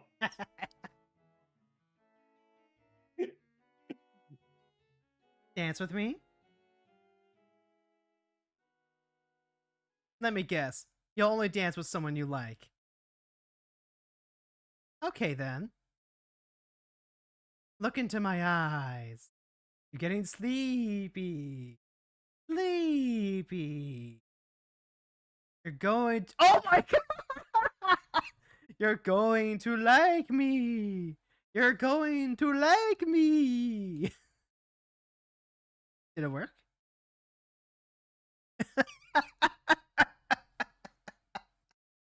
I can't dance. You'll be fine. Come on. I'm looking for someone. I can't be on the dance floor alone. She was your first crush when you were 6, Sam? Holy shit. Belfi or Renoa? Renoa. I mean, Renoa's... This is a seinen romance story. She kind of had to be likable. But also, like... That's She's just... got a dog. Yeah, but also, like, that's just a really good, strong introduction to a character. Yeah. But again, this is not a shonen action story. This is a seinen romance. They had to have good character writing, and they did a good job at it. This game is not disliked for its story. It's disliked for its gameplay. Oh, that's just such a wonderful meet cute. Oh, also, so you're aware, all these cutscenes you're getting are actually Upscaled. Upscaled from the original resolution. They're actually the original productions that were compressed when they were put onto the PS1 originally. Makes sense to me. Renoa, aka not Tifa. I mean, if someone was not Tifa in this game, it would be Selfie, I would actually say. Considering in most games where Selfie is playable, her weapons are technically treated as fist weapons.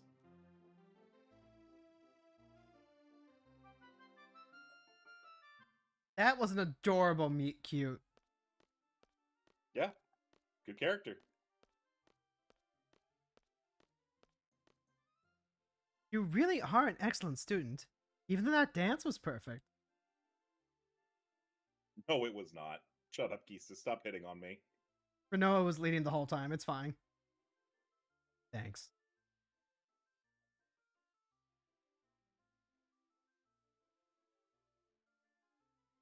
Yes. So you'll dance with someone you don't even know, but you can't stand being around me? Well, you keep hitting on me, and you're my teacher, so yes. ...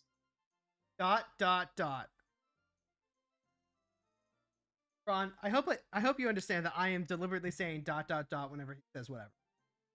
As long as you understand that that's not what he says in Japanese and it completely ruins his character, I'm fine with this because it's satirical about the terrible, well, okay, I don't want to say terrible translation because that's mean to the people who put in the work for it, but God, I wish they'd localize better. But we can't all be, oh, Jesus Christ, what was his name? The guy that, like, single-handedly translated Final Fantasy VI and stuff. Well, it looks like he Uh, needs an emotional support dog. I agree. This man needs something to draw him out of it. is there a good fan-made localization? No, because that would require people to like this game. Oh, hey, there, right there. You're an instructor, and I'm your student. It's kind of awkward when you don't say anything. That's true. I was like that myself. Oh, I completely forgot. I wonder what's to become of me. I've come to give you an order. You and I are to go to the secret area. Secret area. It's where students Trademark. secretly meet up and talk after curfew. It's inside the training center. What do you want to do there? Jesus, isn't that where the T-Rexes are? So I've heard. Are we going there to tell everyone they're violating curfew? If that's the case, forget it. Leave that for the leave that for the disciplinary.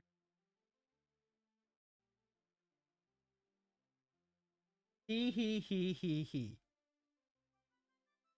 Go get changed and meet me in front of the training center. This will be my last order. Sigh. Teacher's orders, I guess.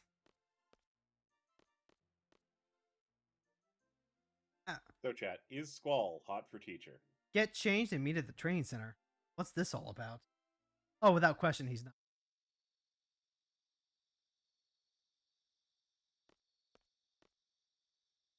Look, it's the president person who leads the you get the leads the government joke that I'm making here. These are lizard people. Lizards. Lizard. Lizard. I will never get tired of that noise. The noise has so much nostalgia. Come, Nizbel. Which noise you ask? The Kingdom Hearts noise, obviously.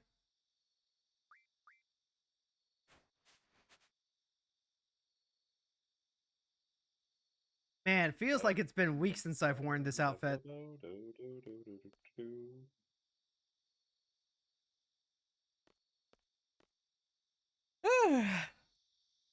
It's so dark out front. Well, yeah, it's nighttime, hero. That's what happens. The sun goes away. But where does it go to? Away. I'll tell you when you're older.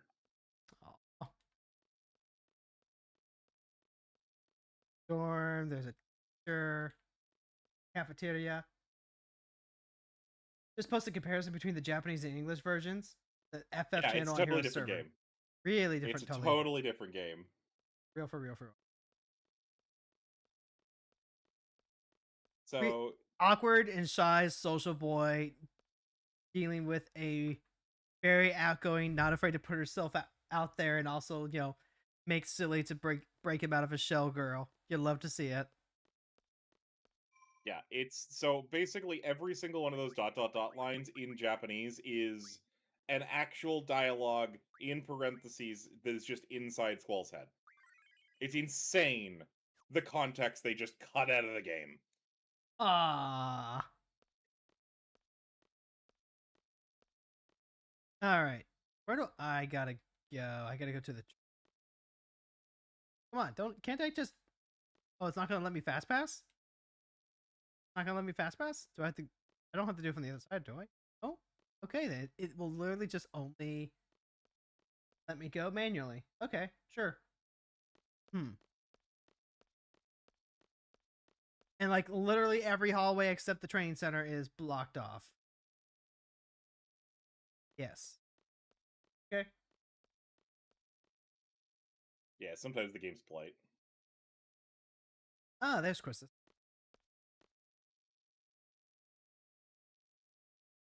Squall, I was just wondering, have you fought a T-Rexar in the training center? They, I'm not sure. You can defeat it quite easily by using status J. Let's go over status changes in the tutorial. Yeah, they use this as an opportunity to do a tutorial. I forgot about that. Status junction. By junctioning a GF with status junction ability, as magic is junctioned, the STAD slot above HP turns white, indicating a status junction.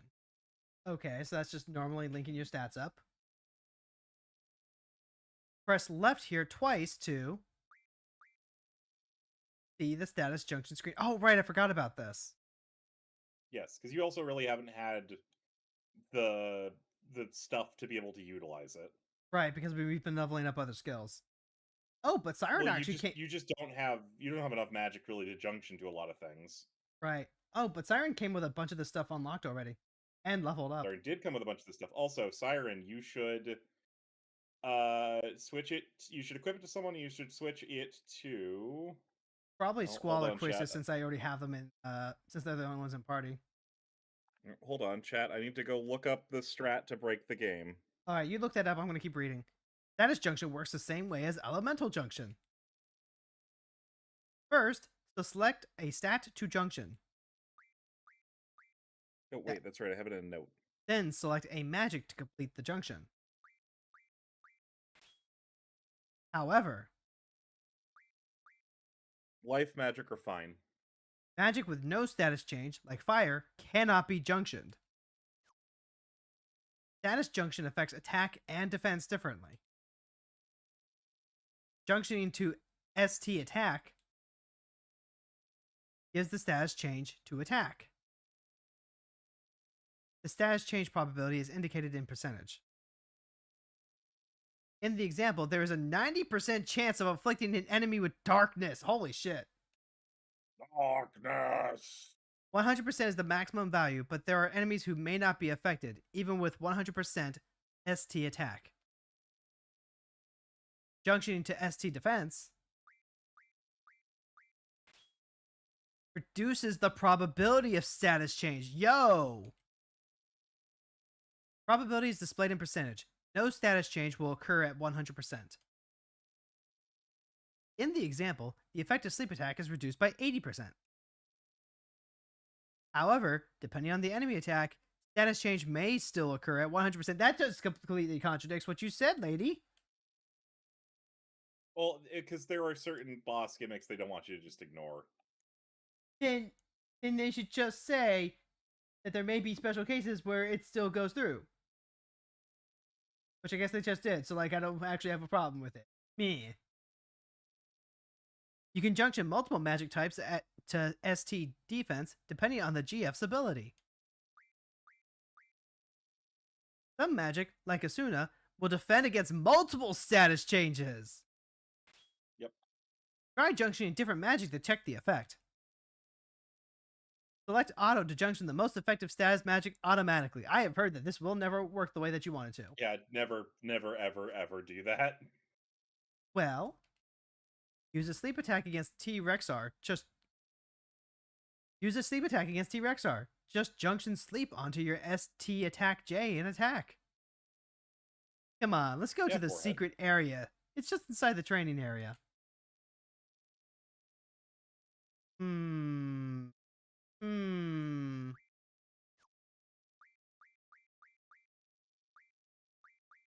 Junction, magic. Oh, right. Okay. Yo, 10 extra strength points is pretty pog. So, you want Siren learning life magic refine. You want what? Siren learning life magic? You want Siren learning life magic refine. Life magic refine. Gotcha. The refine skills will become very important to the overall development of your characters. It allows you to turn items into magic. Okay, hold on. which is also one of the major reasons to play Triple Triad, because there are certain cards that you can refine into. Well, okay, refine in this case is just is life magic, but there's other refines that let you turn things into other things, and there's Triple Triad cards you can turn into items, and it's basically like the most efficient way to get large amounts of items you need to do some things. Okay, so I need to get Clive back from Zell. Get probably did I put gift bottle?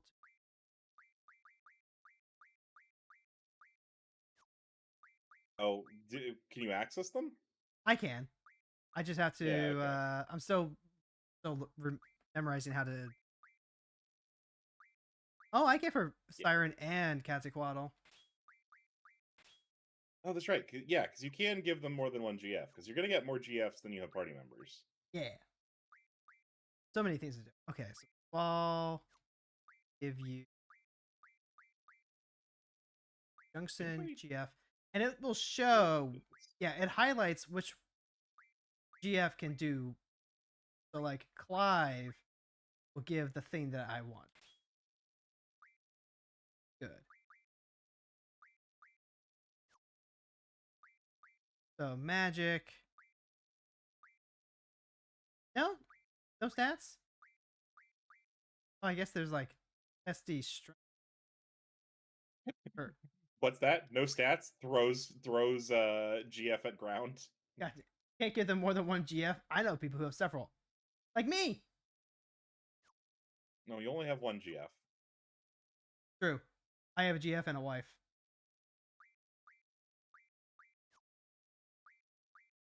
I'm clipping that later and sending that to your husband. He knows. He's cool with it. What? I'm clipping that later and sending it to your husband. Fine, do it. Heard you wouldn't.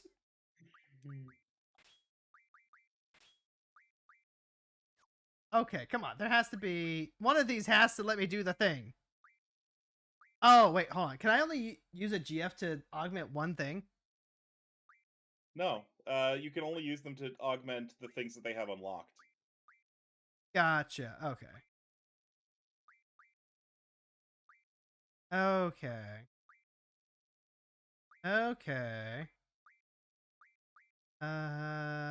VIII.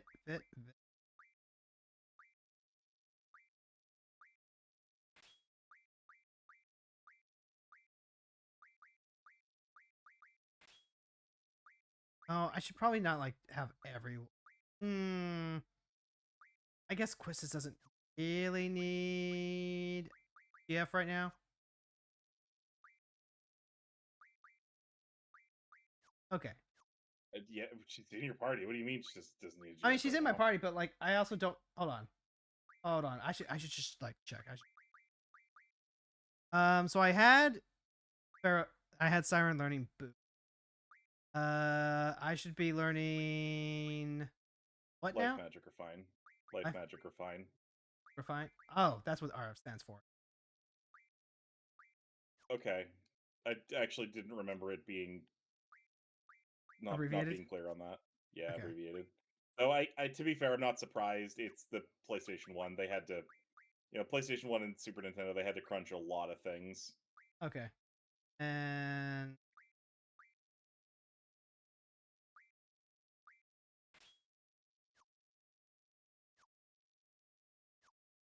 I just need to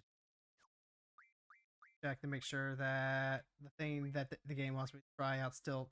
No, it's only Siren that's giving me the thing. It's only Siren that's giving me the thing. Yeah, Siren should be the only one that you have that has Status Junction unlocked. Yeah, okay. Unless you'd gone out of your way to do it with one of the other ones, which you wouldn't have, because why? Okay. Then yeah, there we go. Okay. 11% for sleep. Yay. Oh, elemental attack. I can do elemental. I don't know what the dinosaur's weak to. Exactly. It is a mystery. No. Okay. Have I oh, wait, I haven't just jumped down this hole, have I? There we go. Oh, this is just this one. That's right. Okay. Oh, that's right. I'm gonna have to pass around some of the stats again because I don't have a full party. Dinosaurs are weak to meteors in Mexico. This is true. It's This is true. true. True. It's true. This is why Star of Extinction exists in Magic.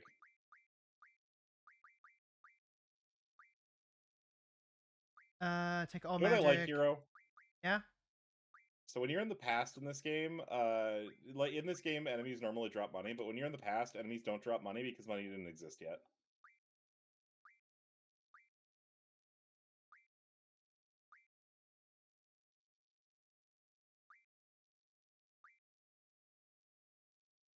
Did I blow your mind really hard with that?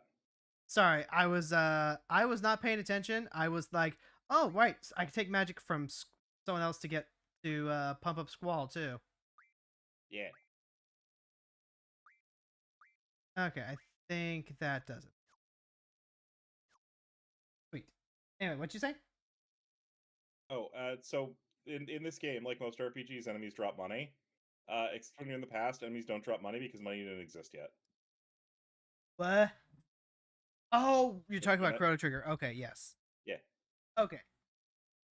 That's very silly, Fron. Well, I was thinking about that today. Technically, both of our games involve time travel. Huh. Just mine involves it significantly sooner than yours. Speaking of time travel, I should have husband pick up pizza for me. Everybody do the time warp again. Yeah.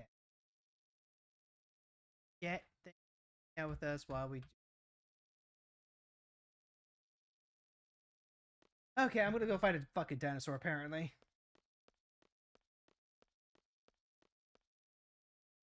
What the heck? Them goddamn rogue T-Rexes. Oh my god. You could build a dinosaur lizard person and have them be a rogue. That they'd be quite good at it, actually. Why does it look like fucking Jurassic Park in here? That's the training ground. You're telling me you wouldn't design your training ground like Jurassic Park? No! Especially if it was filled with, I with wouldn't! T-Rexes? I would not! I could not! I don't know why you wouldn't fill your T-Rex themed your T-Rex filled place. You wouldn't design it like Jurassic Park. It feels cruel to the T-Rexes. There's a tree crashed over the fence area.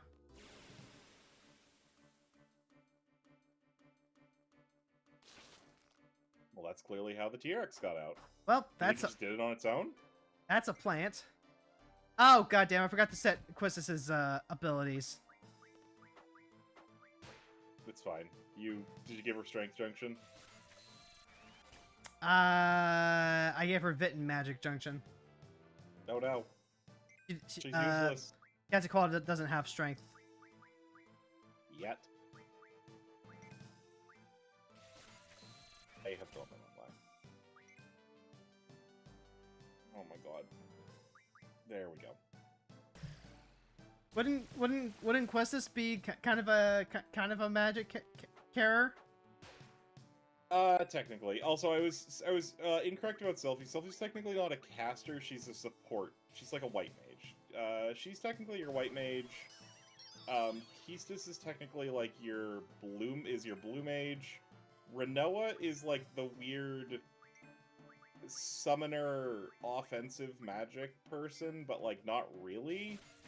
And then Zell's your monk and Squall's your warrior. Huh. That was also a monk on his card. Well, I mean, yeah, he punch. He do punch good. He do punch good. He do punch good, face strong. Hurt. He's also Mike Tyson. Why are you saying that? Have you seen the... Am I thinking the wrong person? Have you seen the face tattoo? You're talking about the guy who fucking bit off someone's ear? Yeah! The fuck? You gotta look at their face tattoos next to each other. Okay, sure, yeah, but also like I don't know that I would go straight for the fucking Mike Tyson just because he had a face tattoo. Odeon has a face tattoo. Yeah, Odeon's also Mike Tyson, don't you know? Nah, it's fine. Odeon's the man with the mark. Konami made very sure that we gave a crap about Odeon if we didn't care about him in the anime for some reason. Wait, Hero, do you know about the man with the mark? I know about the guy that Doan's looking for. Have you seen this man? You know this man! No, they made an Odeon archetype. Huh. In what? In what? In Yu-Gi-Oh! Oh, they made like an Odeon archetype. oh, like a deck archetype. Yeah, it's called the man with the mark. It's all about playing trap monsters. You know, like that thing that Odeon did. I thought that was fucking Dreadlich. Yes, it's also Labyrinth. There are multiple traps matter. Oh my god. Creature goes sleepy. Eldritch is more the traps matter, but I play trap monsters, but also have like powerful traps as well. Like Man with the Mark is significantly more about just playing trap monsters. All right, time to start drawing some sleepy magic, and also some silence, I guess. Yeah, I mean, no reason not to, unless you start getting low on HP. But also, like, I can just put this thing to sleep and continue to farm it without having to take a lot of damage. Oh, yeah, that's fair. You want to... No, not Guardia Forest. I want to go to Medina Village. Yes. Like, this is... man, I got a rock for you! This is astonishing, Fron. This is so fucking great. Also, Hero, you should try getting educated sometime. I'll let you cheat. Educated? Oh, yeah, for the uber powerful... Sure, yeah. But, like, I'm stuck in my sleep. No, for making more money, for getting a higher salary. Oh, yeah, we'll do that. Yeah, for sure. Honestly, if it trivializes the game, whatever. I'm here for the story and the fun. Well, it just makes the game significantly more fun to play.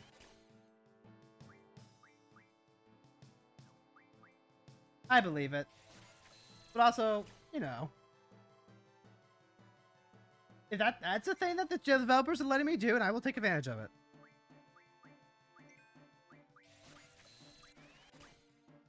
By the way, we've also reached the we are farming sleep and silence again, so, you know. Yay, my new phone is back at 100%. And because Quistis is here, I can stalk it twice!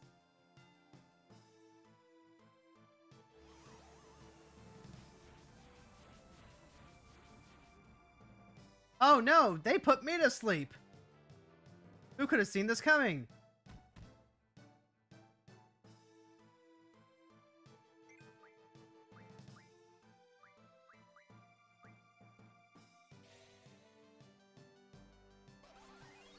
Would have to look at those cards later. Odeon is just like hater guy in Spanish. Lamau. Yeah. By the way, I am almost done playing Slay the Princess. Like, yeah, it's not a long game. Yeah, it's not a long game, but I've also decided that I am going to go ahead and just I'm going to try and like fill out the gallery and stuff, which is a lot more for the game than I had initially planned on doing. If you've almost finished the game, you should have the gallery filled out. You basically have to 100% the game to finish it. I mean, you can finish a playthrough by just like playing through 5 routes. You don't have to actually see most of the game to get a quote ending and be satisfied with it. I mean, fair, but that goes into that does knowing how many endings a game is a spoiler of the entire point of playing Slay the Princess is that it has multiple endings. Well, no, like remember, part of what came up with that was specifically talking about games like play the princess and being like, this is exactly why we're here. No, it was just, I didn't know if I wanted to, like, you know, to explore every inch of the game and collect all of the frames for the gallery. Like, I could just say, you know, doing part of a route is good enough for me.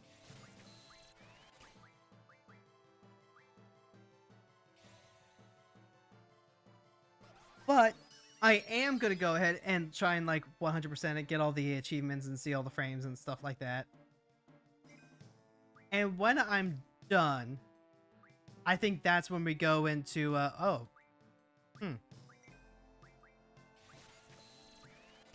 think that's when I go and I load up Pedro's Spanish adventure. And then we finally start our, you know, whatever it takes to finally learn Spanish route.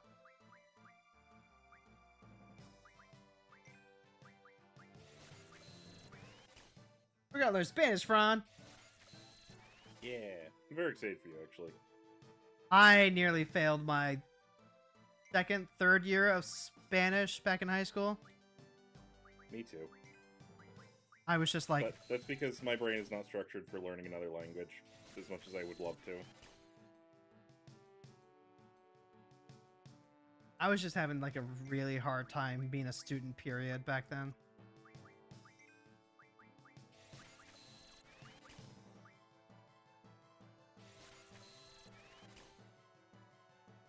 I'm gonna make that Spanish channel.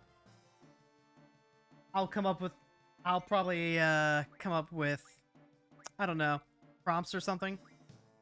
Writing prompts, something interesting to talk about, something where I'm like, okay, I want to talk about this thing. I'm going to look up how to look up the words I need to try and, like, muddle my way through a conversation. Sam actually hit it on the nail. The struggle that I had with Spanish, it wasn't even that. And I know this is really is going to sound hypocritical or dumb coming from somebody that knows English. The way that you conjugate words in Spanish just I didn't like it. I didn't like having multiple gendered versions of a word. And it's not like I don't understand that exists in English. It's like the reverse of the using gender neutral pronouns thing in English, where you've used them your entire life whether you've realized them or not. Like, it was a struggle for me to have to gender all the words contextually in Spanish.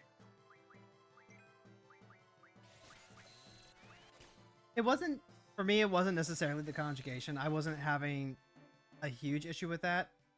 It was just, this is going to sound like,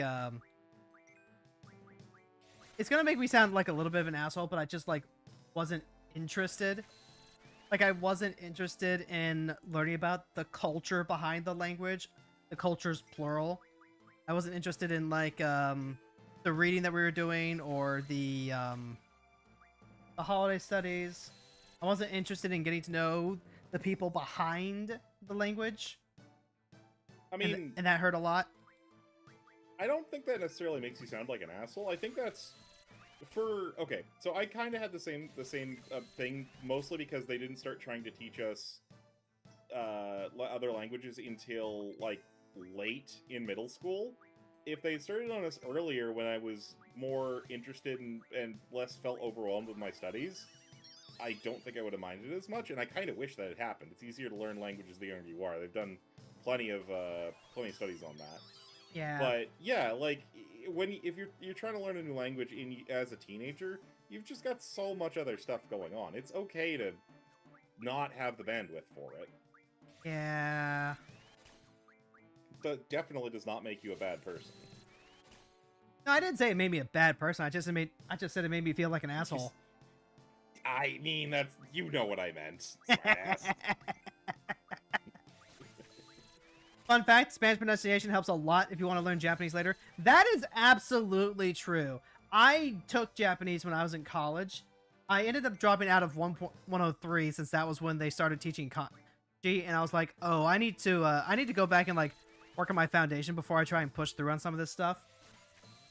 But being able to, like, roll my R's with Pt3 and stuff like that, that did help me out a lot.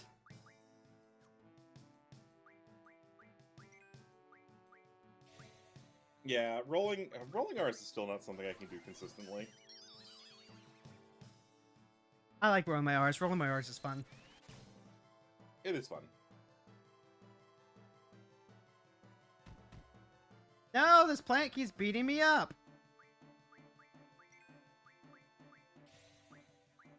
And Quistis is the only one who's actually getting sleep to resolve. Oh, with are you casting it or are you Casting it. I'm trying not to kill this thing right away because I'm still farming silence off of it. Yeah.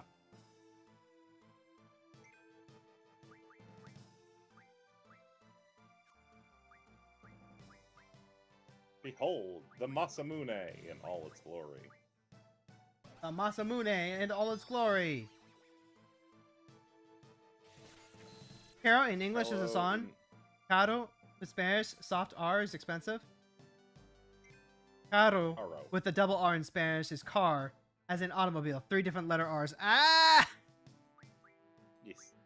Oh, that was the other thing that like fucking killed me. Now, killed me when I was trying to learn Spanish. Killed me when I was trying to learn Japanese. I have horrible listening comprehension. Anytime that we had to do like the teacher is going to say some of these sentences and you to write down what she's saying or write down the reply or anything like that. If it was written, I could do it okay. If it was fucking verbal and I had to listen to the fucking tape deck, oh my god. Crash out. Fucking crash out. And that is like, you know, horrible listening comprehension. That's like the main reason to learn Spanish. So you can actually have a conversation and talk to people. Horrible listening comprehension, you say? God damn it. I love you, hero. Sorry. I wasn't gonna pass up that opportunity. Yeah, well, you wouldn't be my friend if you didn't. Yeah, we always work through it. That's what's important. Okay.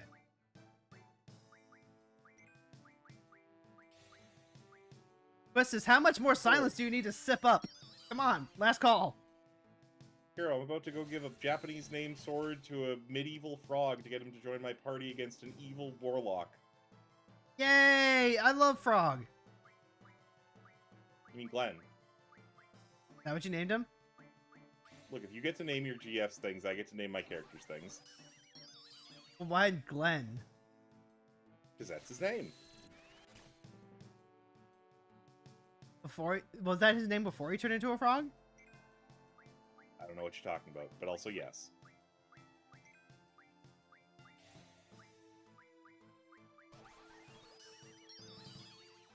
Made up a thing to learn when to use the little line you put in Spanish words to mark the accent of the word. Teach me! Teach me your ways, Sam! The accent tilde. Use Sans Undertale. My sister never forgot it after I teached it to her. What? What do you mean? What did she mean by this, chat? What did she fucking mean by this? You mean Ness from Earthbound, Sam?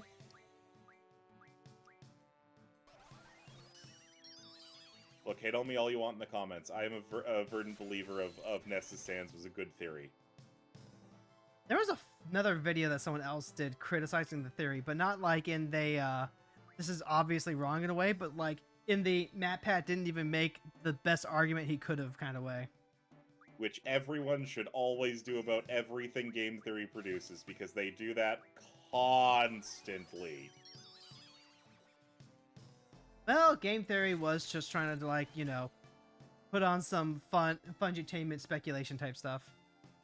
That's the thing. Sometimes it feels like they're phoning it in. Like, yeah, the idea is really fun, but when you half-ass the idea, it's not as fun. That much is true. And it's part of why I kind of really start turning off when people start doing the speculation bits. When you start doing the speculation bits, know that that game theory is exactly why I give so much pushback. All my speculations are based on correlation, which doesn't mean causation, but my brain makes the happy chemical about it. Alright. Questus is now finally topped off with silence. I can now beat the shit out of the plants. Oh my god, look at him, he's so cool! He's not even looking at the camera. I mean, the plant's not that cool.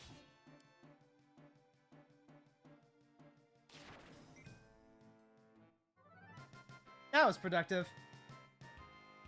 Better not do double L. Better not press R2, L2.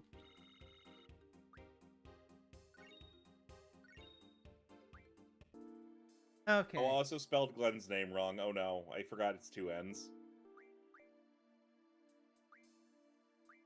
Let's see. I mean, the upside of not really wanting to use the magic that I have stored means that I am going to be using items regularly, which is neat, I guess.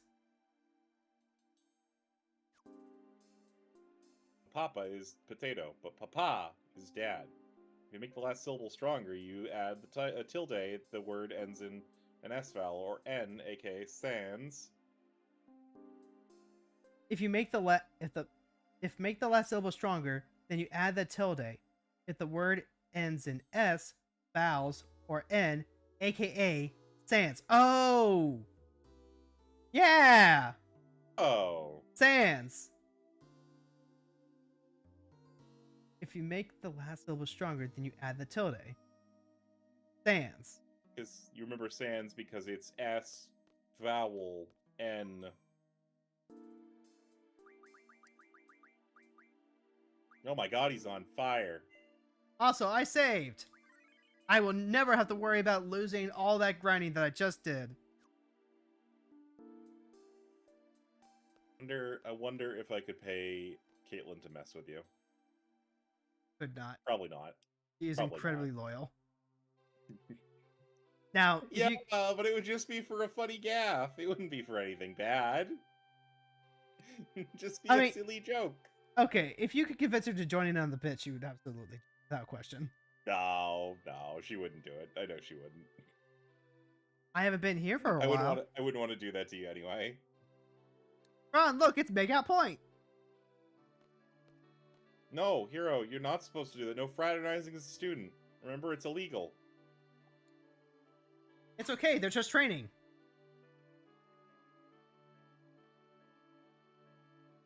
Building their social experience encounters. You know, that thing the Squall struggles with so much. No, Hero, that's a different RPG. That's a different JRPG. What time Don't cross the streams. Don't cross the streams.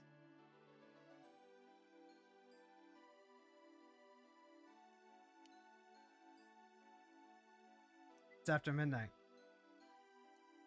Oh well.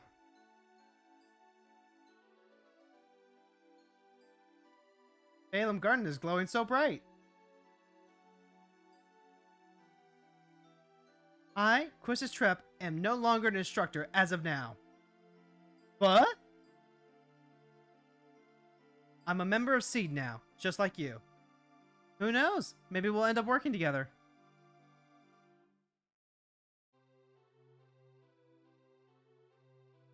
That says as if there aren't literally like 7 Seed members and it's all the party members. Oh. Really? Is that all you're going to say? Yeah, I mean, Squall, we're at Makeout Point. If that's how it was decided, you have to abide by it.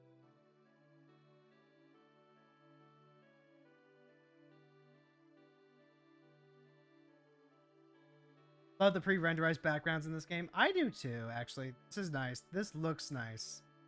Yeah, like, as much as people dislike this game, this was an insane step up from Final Fantasy VII. They told me that I failed as an instructor. Basically, that I lacked leadership qualities. True. You got fucking fired! Yeah. Well, I mean, kind of. I thought that she was implying that she was retiring, but like, no. She actually just got told she wasn't good enough at her job. Damn. Yeah, I mean, turns out you might not be a good leader or teacher as you know, a 19-year-old. I was a seed by the age of 15. Got my instructor license at 17. It's only been a year since I got it.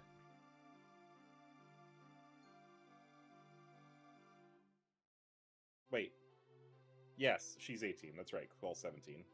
I wonder why I went wrong. Did my best. Are you listening? Yet. I love this line here, chat. I love this line a lot.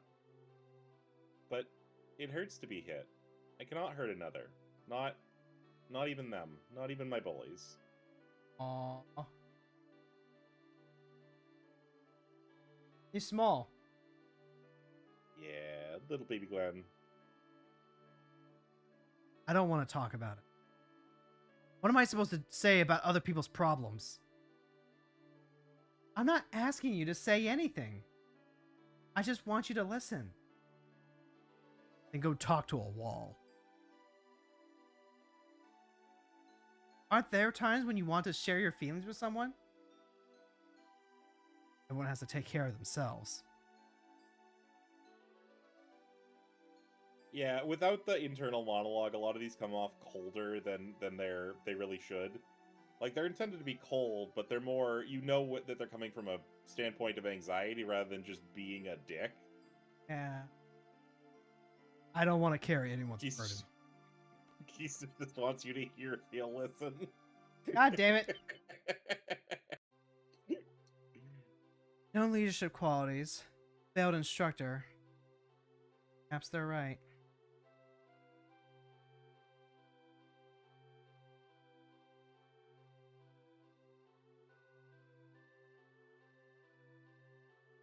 Man, I feel you, Squall. I feel you so bad, though.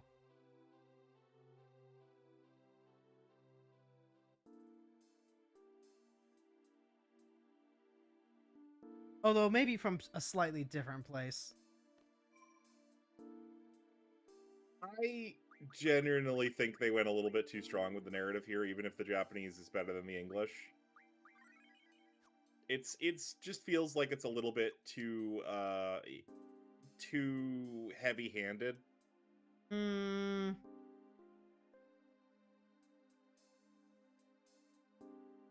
It works fine for me, partly because I do understand the context, but I get what they're trying to say.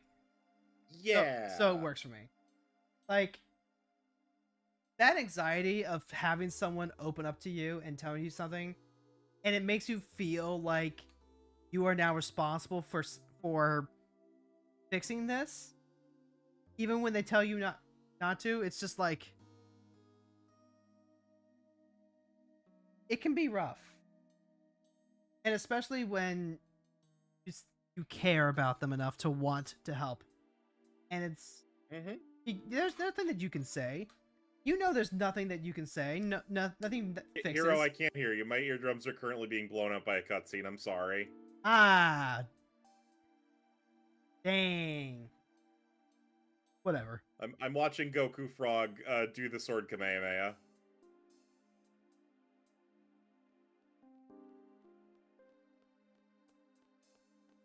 No, sorry, I'm watching Frogalo do the special beam slash.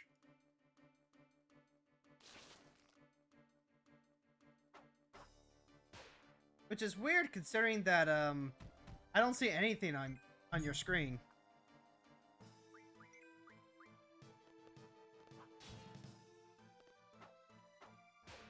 Okay, I can hear you again. What? Okay, like I could not see your screen while you were going through all that. Wait, really? Yeah. Like, I double checked. The feed was fine. Just there was literally nothing showing on it. That's weird. Maybe the cutscenes are displayed differently. Maybe. I'm gonna have to go back and watch your VOD. That's super interesting. Yeah, secured the fucking bag. Are you fucking the bag? No, Somebody help! Come on, Squall. Oh, look at this little cute bat. Cute little bat friend. Bye-bye, cute little bat friend. Squall! Squall? Twisty? Oh no, I think that's the person who was in the thing earlier. Hero, it's a dragonfly. No, the lady. Also, dang, that's like 4 different things. It's a dragonfly. It kicked the boulder at me. Okay.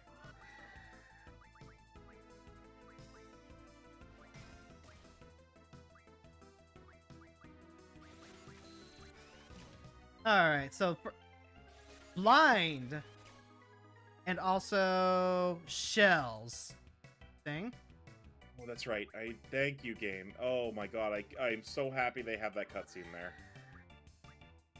I forgot I need to go have Fire, Glenn learn thunder. magic. Dragonfly, well, I don't see them walking.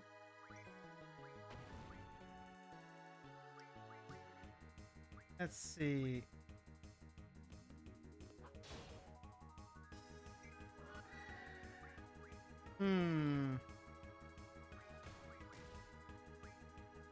I wonder if I can put this thing to sleep with its own sleep magic. Let's take a look. Well, that's probably a coin flip. You either definitely can or definitely can't. It worked! Greatest game Oh my ever. god. Wow. How dare you be weak to the thing that you are? How dare you be a berserker or a foreigner?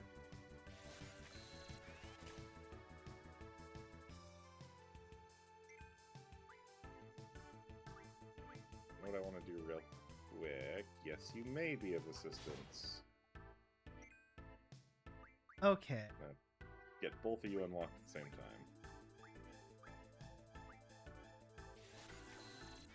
Just keep stalking magic from the thing. Dragonfly, well yes, I don't see them walking. I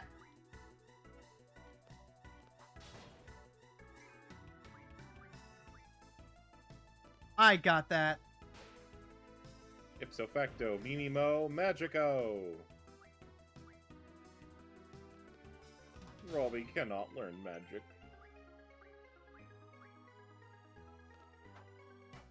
This dragonfly I'm sure learning does like to magic. play soccer.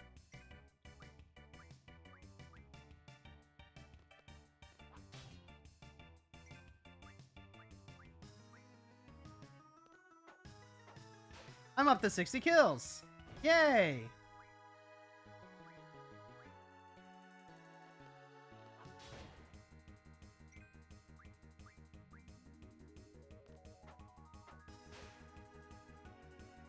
Phew. Oh no, it woke You're back up. Wait. Oh, you got an achievement for 60 kills, didn't you? Yep, I'm up to 60 kills. And You might not be. It You gave me might, you might progress. actually not. You might actually not be up to 60 kills. You might be less than that, because it may be counting your progress from the reset, too. Well, I guess the reset would have only been a couple of kills. Need to I mean, replay that's Chrono partly why Trigger. I'm doing this, Blue. I need to replay Chrono Trigger. Like, this is one of my favorite games of all time. This is one of the best games of all time, and it's been a while since I replayed it. Mostly because I played the DS version basically to completion.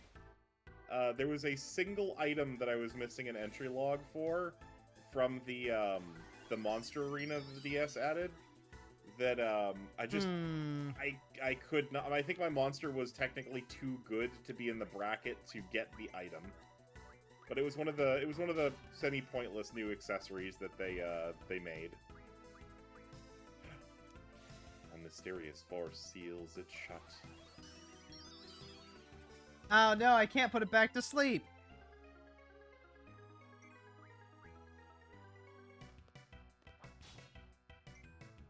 Yeah, there we go. Now it's time to farm blind and the other one. Shell. Yeah. Remember, you want to learn Life Magic Refine with Siren, too. What's that? Eevee Dragonfly. You remember, you want to kill enough stuff to actually learn Life Magic Refine with Siren as well. I mean, yeah, this thing's gonna die, like, when I beat it up. Things die when they are killed. You are correct, Hero. It's true! This is one thing I learned from Fate. I learned absolutely nothing else. That is the only thing worth learning. Whoops, accidentally woken up again. I mean, if it had to be one thing, I guess that's one thing.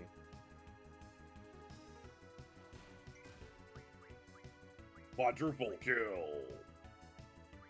Actually, I probably could have gotten a quintuple kill there if I wanted to. You know, I probably should have waited. Because now I just woke it up again. Whoops. Because you attacked it? Yeah. Because I attacked it right after the sleep succeeded.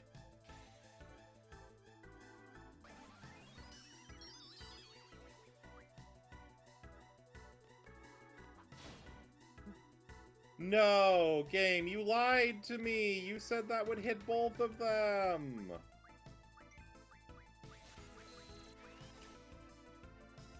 Does the Steam version also have all the endings added to the DS version?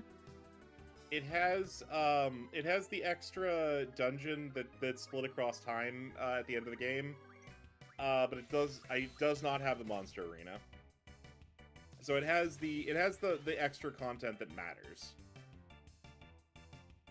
All of the Final Fantasy Advanced style like bonus dungeons, except these ones have an actual story to them.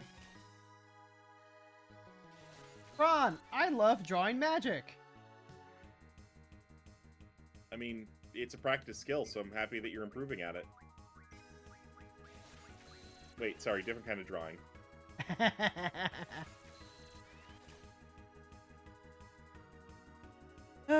Maybe this week I'll actually be able to make some time to work on that thumbnail. Thumbnail or Fuki's? Yes.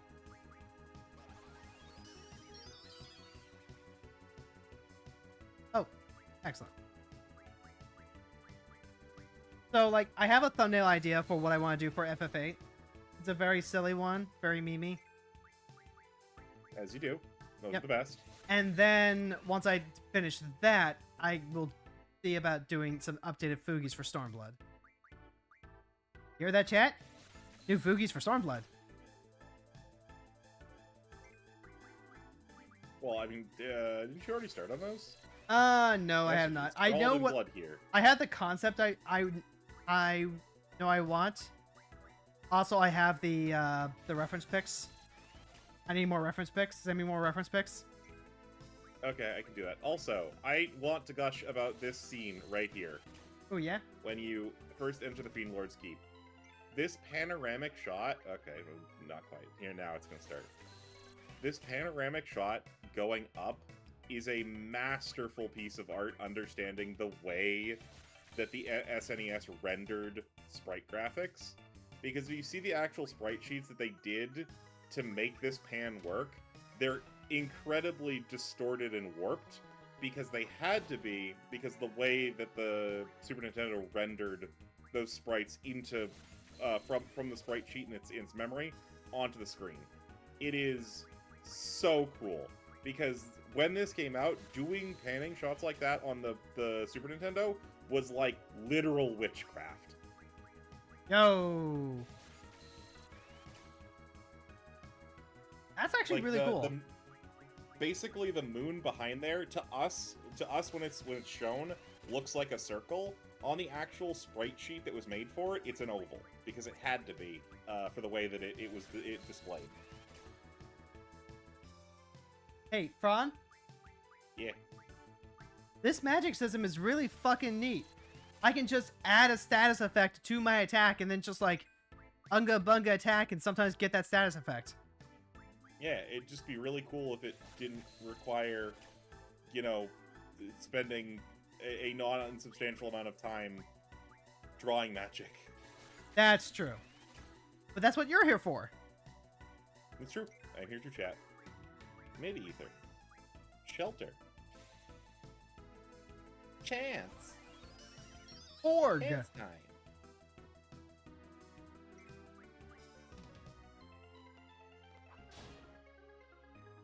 You have to go up a specific side first? I thought you could do either of these sides in...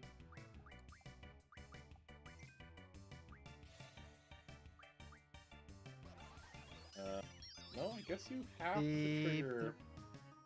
Dead.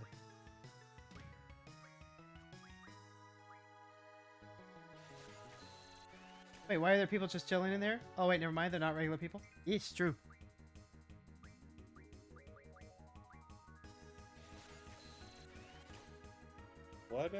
At least with the status effects, I'm pretty sure there aren't like multiple levels I'm going to need to draw out. Like sleep is just sleep. There's not sleep 1, sleep 2, sleep 3. Yes, yeah. Only the elemental magic have elemental and healing magic have levels to them. But also, you're not going to need to worry about healing magic. Oh, the little baby bat left and went to Aussie.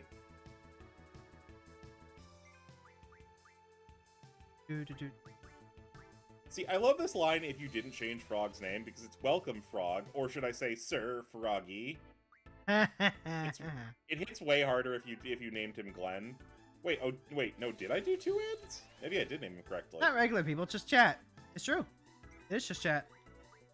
No one here but us chatters. This song is so unnecessarily unsettling. I know! Because Nobuo Uematsu also did the music for this one, for Chrono Trigger, I believe. Like, Chrono Trigger, dude, it's the design team for this being called the Dream Team is so fitting. Like, the original creator of Dragon Quest, the original creator of Final Fantasy, Nobuo Uematsu, Akira Toriyama on the art. It's like, if you were to put something together like this nowadays, it would be like MCU levels of expensive. True. And they got it for whatever they got it for. They were paid well. Like, and they also had to... I think it's Chrono Trigger I'm thinking of. They literally had a demo to show of it to Nobuo Uematsu. And then right before the guy walked into Uematsu's house to show it to him, he got a phone call from one of the producers that basically said, just scrap the whole thing, we're going to start from scratch. Because they were unsatisfied with how it was. Awa shake! I mean, it was the right decision. It probably killed them a little bit on the inside, but it was the right decision for how the game turned out. Yeah, but hindsight's always 20/20, you know. There are plenty of projects where they went and they did that, and they got something that was a lot worse than what they would have gotten otherwise. Sure. Like Godzilla 2000! That's the American one? Yeah. That movie was just gonna fail to start with. Well, see, here's the thing, right? Godzilla 2000's production originally had something more in line with how the Toei Godzilla stuff was going. Like, you know, Godzilla shows up, does army stuff, but then also there's a second monster that Godzilla helps fight against, rather than just like Godzilla being the main thing. The studio was like, no, this is too expensive. They fired the director that they had working on it, and they go, we're gonna go with this new director. And new director's like, okay, we're gonna go with like a whole new movie for this, and that ends up costing the studio more than the original movie was gonna cost. I mean, it's just inflated egos thing. Somebody thinks that they're more important than they are. This is the problem when you have non-creatives in charge of projects like that. Yep. There is a place for non-creatives to, you know, give pushback in terms of what a studio can and cannot afford to do, what the limitations and schedules are. Like, that is the role of the producer, but so many times it is just pure profit drive and not, you know, any sort of creative compromise. It's part of why I like the producer and hands off Izoken. She is the ideal for what producers should be doing.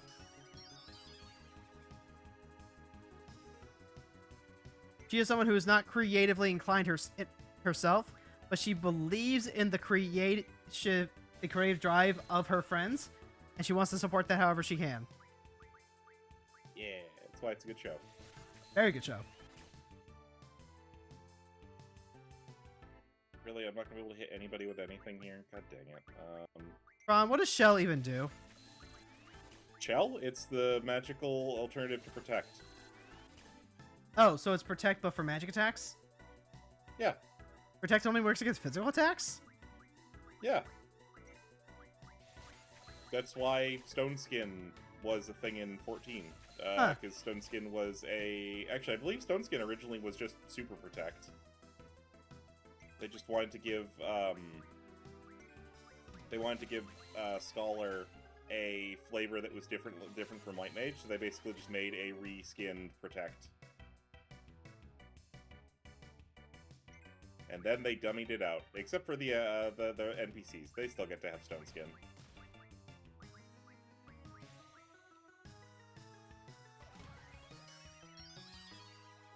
Man, what an absolute idiot! Coming into this battle with sleep so I can use it against itself? Yeah, what an absolute idiot. What a total nincompoop. What an absolute Nimrod. Thank you. You knew where I was going with that. You stupid, dumb, silly bitch. How dare you have sleep? What a digital dummy! What a digital dummy. By the way, new episode of Little Karibo Abridged is out. I know, I still haven't watched. I'm such a bad fan.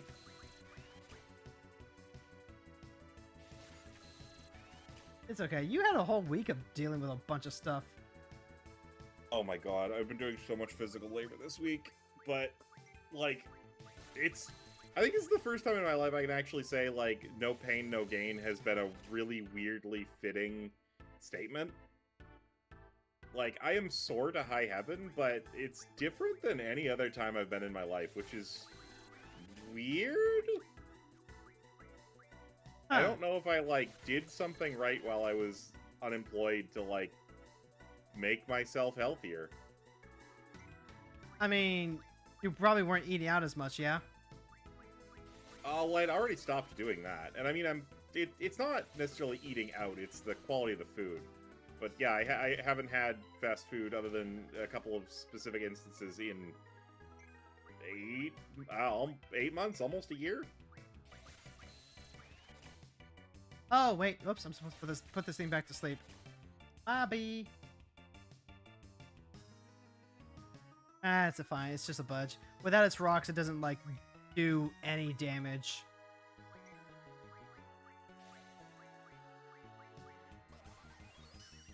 You hear that? You gotta have rocks to do damage, everybody. It's true. Damage Rocks is deal a nothing lot of the without damage. Damage is nothing without potence. It's true.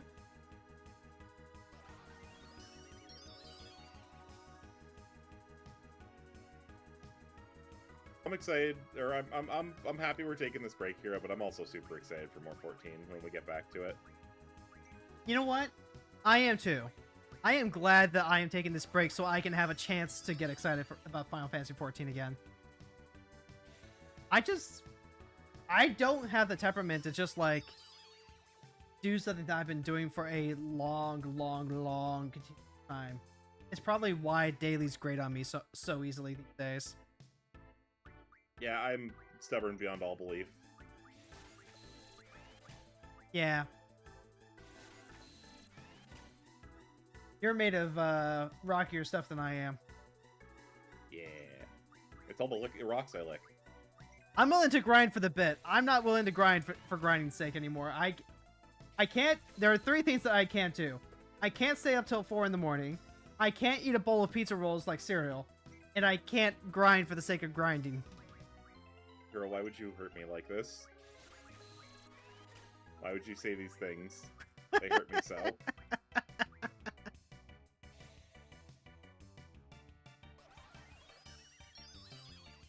This is just my limits as an old person, I guess. You can grind for the bit, but just a little bit. It's true. I mean, grinding for the Zodiac relics, that's at least, you know, there's an end point where I get something that I really like. I can't agree with you there. That was miserable. It was miserable, but I was willing to do it for... I did it for the bow because I could just, like, do it for the bow. I wanted to do my main job, and I did it for Paladin because I explicitly wanted Excalibur and the Aegis shield, like, really fucking badly. I cannot believe you did it more than once. I'm, like, so proud of you for doing that. I don't think I can, and I've started 2 more relics. Well, just wait till I do the rest of them. And I will be doing the rest of them. I just... Probably not till we clear Endwalker, because I want the level help on that.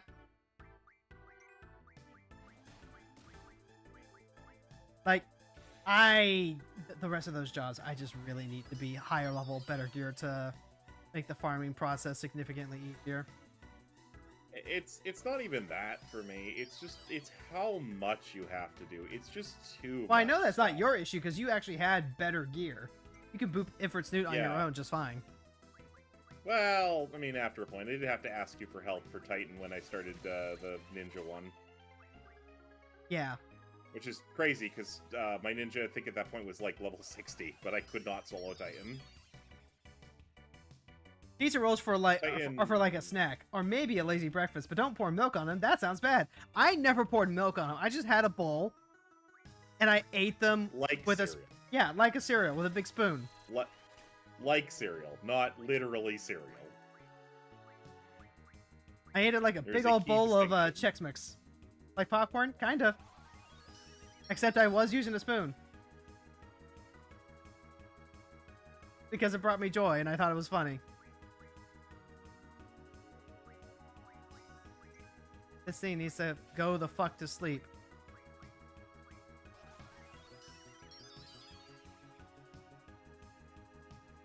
Enemies don't build up like an immunization or resistance to status effects, right? Nope. How small are these pizza rolls? I mean, these were like full-sized, pizza rolls. Tostitos style? Yeah, Tostitos brand.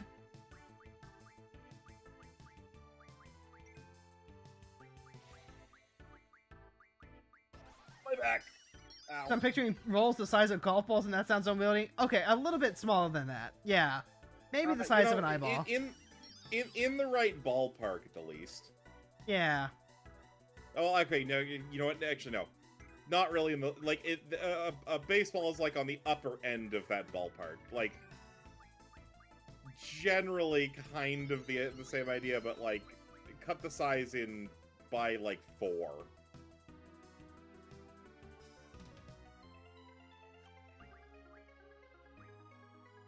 Oh my god. Okay. Please die, Slash. What the heck? Why do you have so much HP? Alright, I am completely stocked on both blind and shell. Good thing, too, because that thing was just about dead.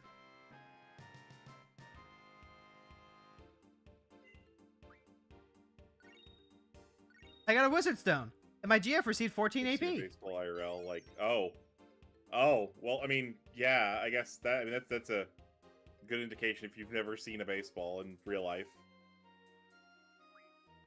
Have you seen a Pokeball? Have you seen a Pokeball replica in real life? Because baseballs are basically Pokeballs. It's not safe yet. Please, let's go. Alright. Now, this was the girl who was in Squall's... Who was looking at Squall in the infirmary earlier. Baseballs are as big as a Maybe. Pokeball? True. Actually, no, Yeah. I think Major League Baseballs are... Yeah, standard-sized baseballs are bigger than Pokeballs. And you don't throw it at people? No, you don't. You don't throw baseballs at people. You throw them to someone who is standing behind someone who's holding a baseball bat. You throw them in the direction of people. But that's not that weird, right? It's true.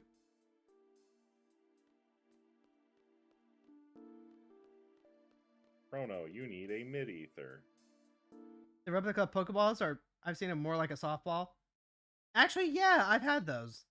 Well, softballs are bigger than baseballs. I've got one for the great ball and the netball. Ooh, dialogue. Squall. It's not like everyone can get by on their own, you know? I mean, that's literally what he told you earlier, though. As who?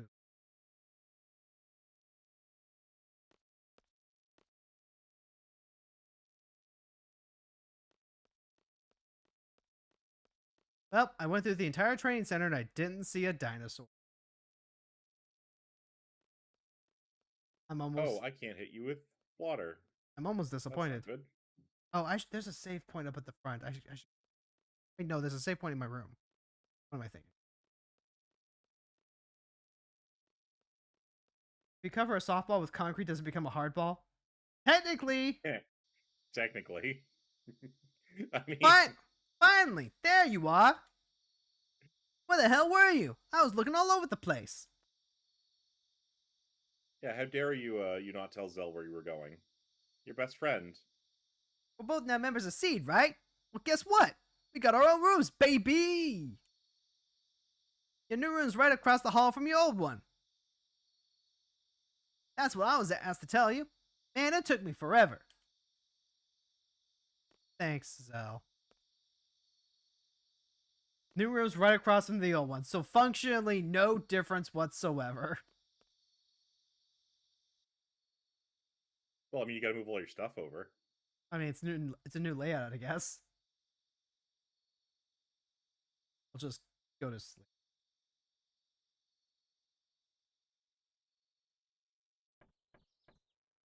Knock, knock, Well, that's what I knock. should have been doing, I guess.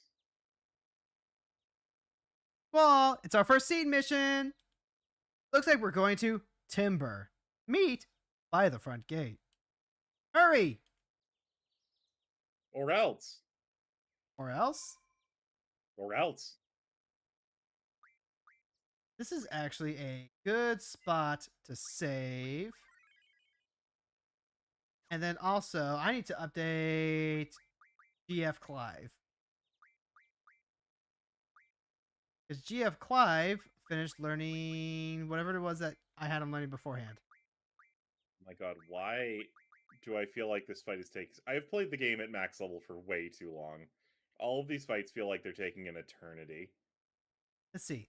So I go for, I guess, Mad Refine, or maybe I want Elim Defense J. You want Magic Refine.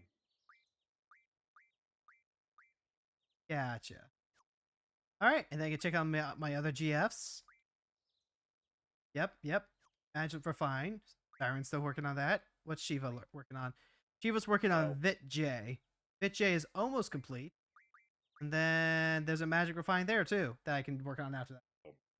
This is going south. And then there's Quetzalcoatl. Quetzalcoatl's currently almost done with HPJ.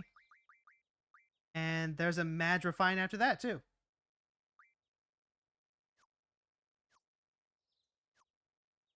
Yay! No.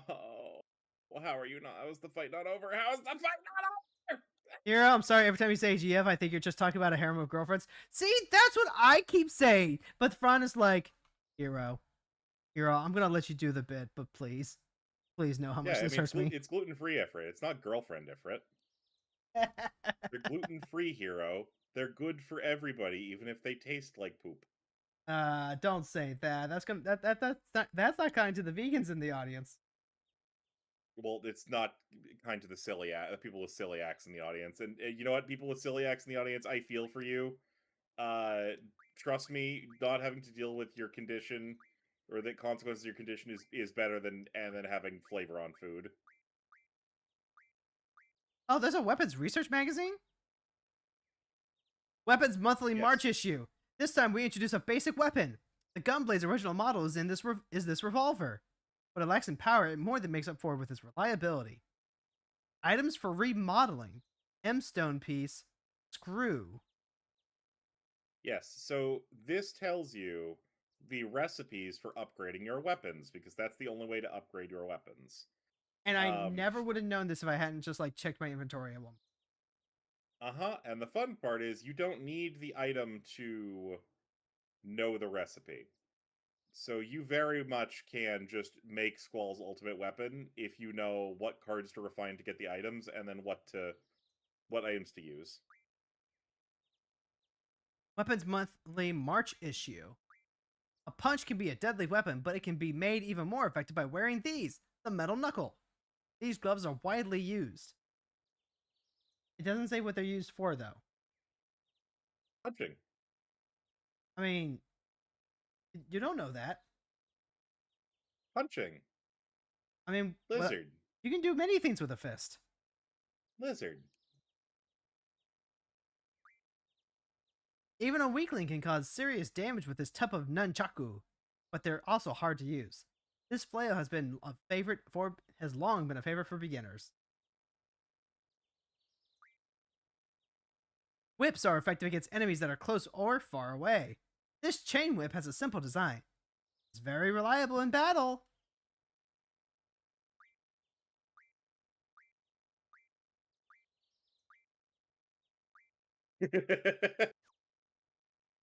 Huh. You can do many things with a knuckle. That's why everything has an and Knuckles mark. It's true. It's true. Everything has an you can do everything with and Knuckles and Dante from the Devil May Cry series. Can you include and Knuckles whenever you talk about the trans and the gays? The trans, the gays, and Knuckles? Thank you. I mean, Knuckles would support the trans and the gays. It's true. He is a feminist. Knuckles a feminist. It's true. Okay, so like I'm not going to be advancing any further. We're just about getting up to the end of stream here. But I am. Also, I love that cartoon so much. It's so good. Sonic Boom is really that's also good. my favorite. It's also my favorite version of Knuckles. Like, he has actual character. True. I mean, are you saying Idris Elba Also, isn't a character? I'm saying, well, okay, don't even get me started on the Sonic movie Knuckles. I don't. That was very much written, which is sad because it's like the only part of those movies that was written by someone who doesn't understand Sonic.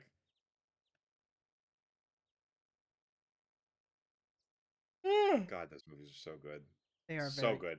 And chat, go watch all 3 of the Sonic movies. I literally promise you, you will not regret it. I mean, the 4th movie's coming out this year.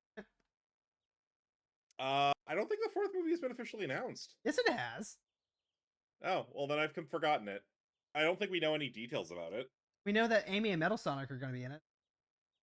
We have guesses that Amy and Metal Sonic are going to be in it. Because of the stinger at the end of Sonic 3, where it literally reveals Amy using her hammer to smash Metal Sonics. Well, I'm thinking of something else that was revealing Amy with just flashing pink on the screen. Is it this cool VTuber out of Cape? You know her, Lila Morningstar. We should raid her. Sam, thank you so much for leading the raid. You know what? That's a great idea. I can't see the lead the raid. That's why I was like, see, Sam, there's a redeem for this. See, I am always looking for people who are cool, who, you know, maybe they're VTubers, maybe they're trans, maybe, you know, I look at them and then I go, this is going to be my next best friend. So, you know, always feel free to hit that lead the raid. And why don't we Hero, there's an underscore between Lila and Morningstar, right? I think so. Or at the very least, Morningstar or something. Nope, there is not. The image that comes to mind when you think about Sonic is that picture of Vector the crocodile pouring a crystal Pepsi over Chaos's head. Crystal Baptist! Oh my Crystal Baptist! Oh, Crystal Baptism! I love that picture so much. I love Sonic so much. Also, if anybody hasn't listened to it, go listen to the new version of Endless Possibilities and cry like I do every time I listen to it. Alright, we're going to go ahead and close things over on the YouTube. So if you're over on the YouTube, hey, thank you so much for hanging out with us. We'll go ahead and close things out there.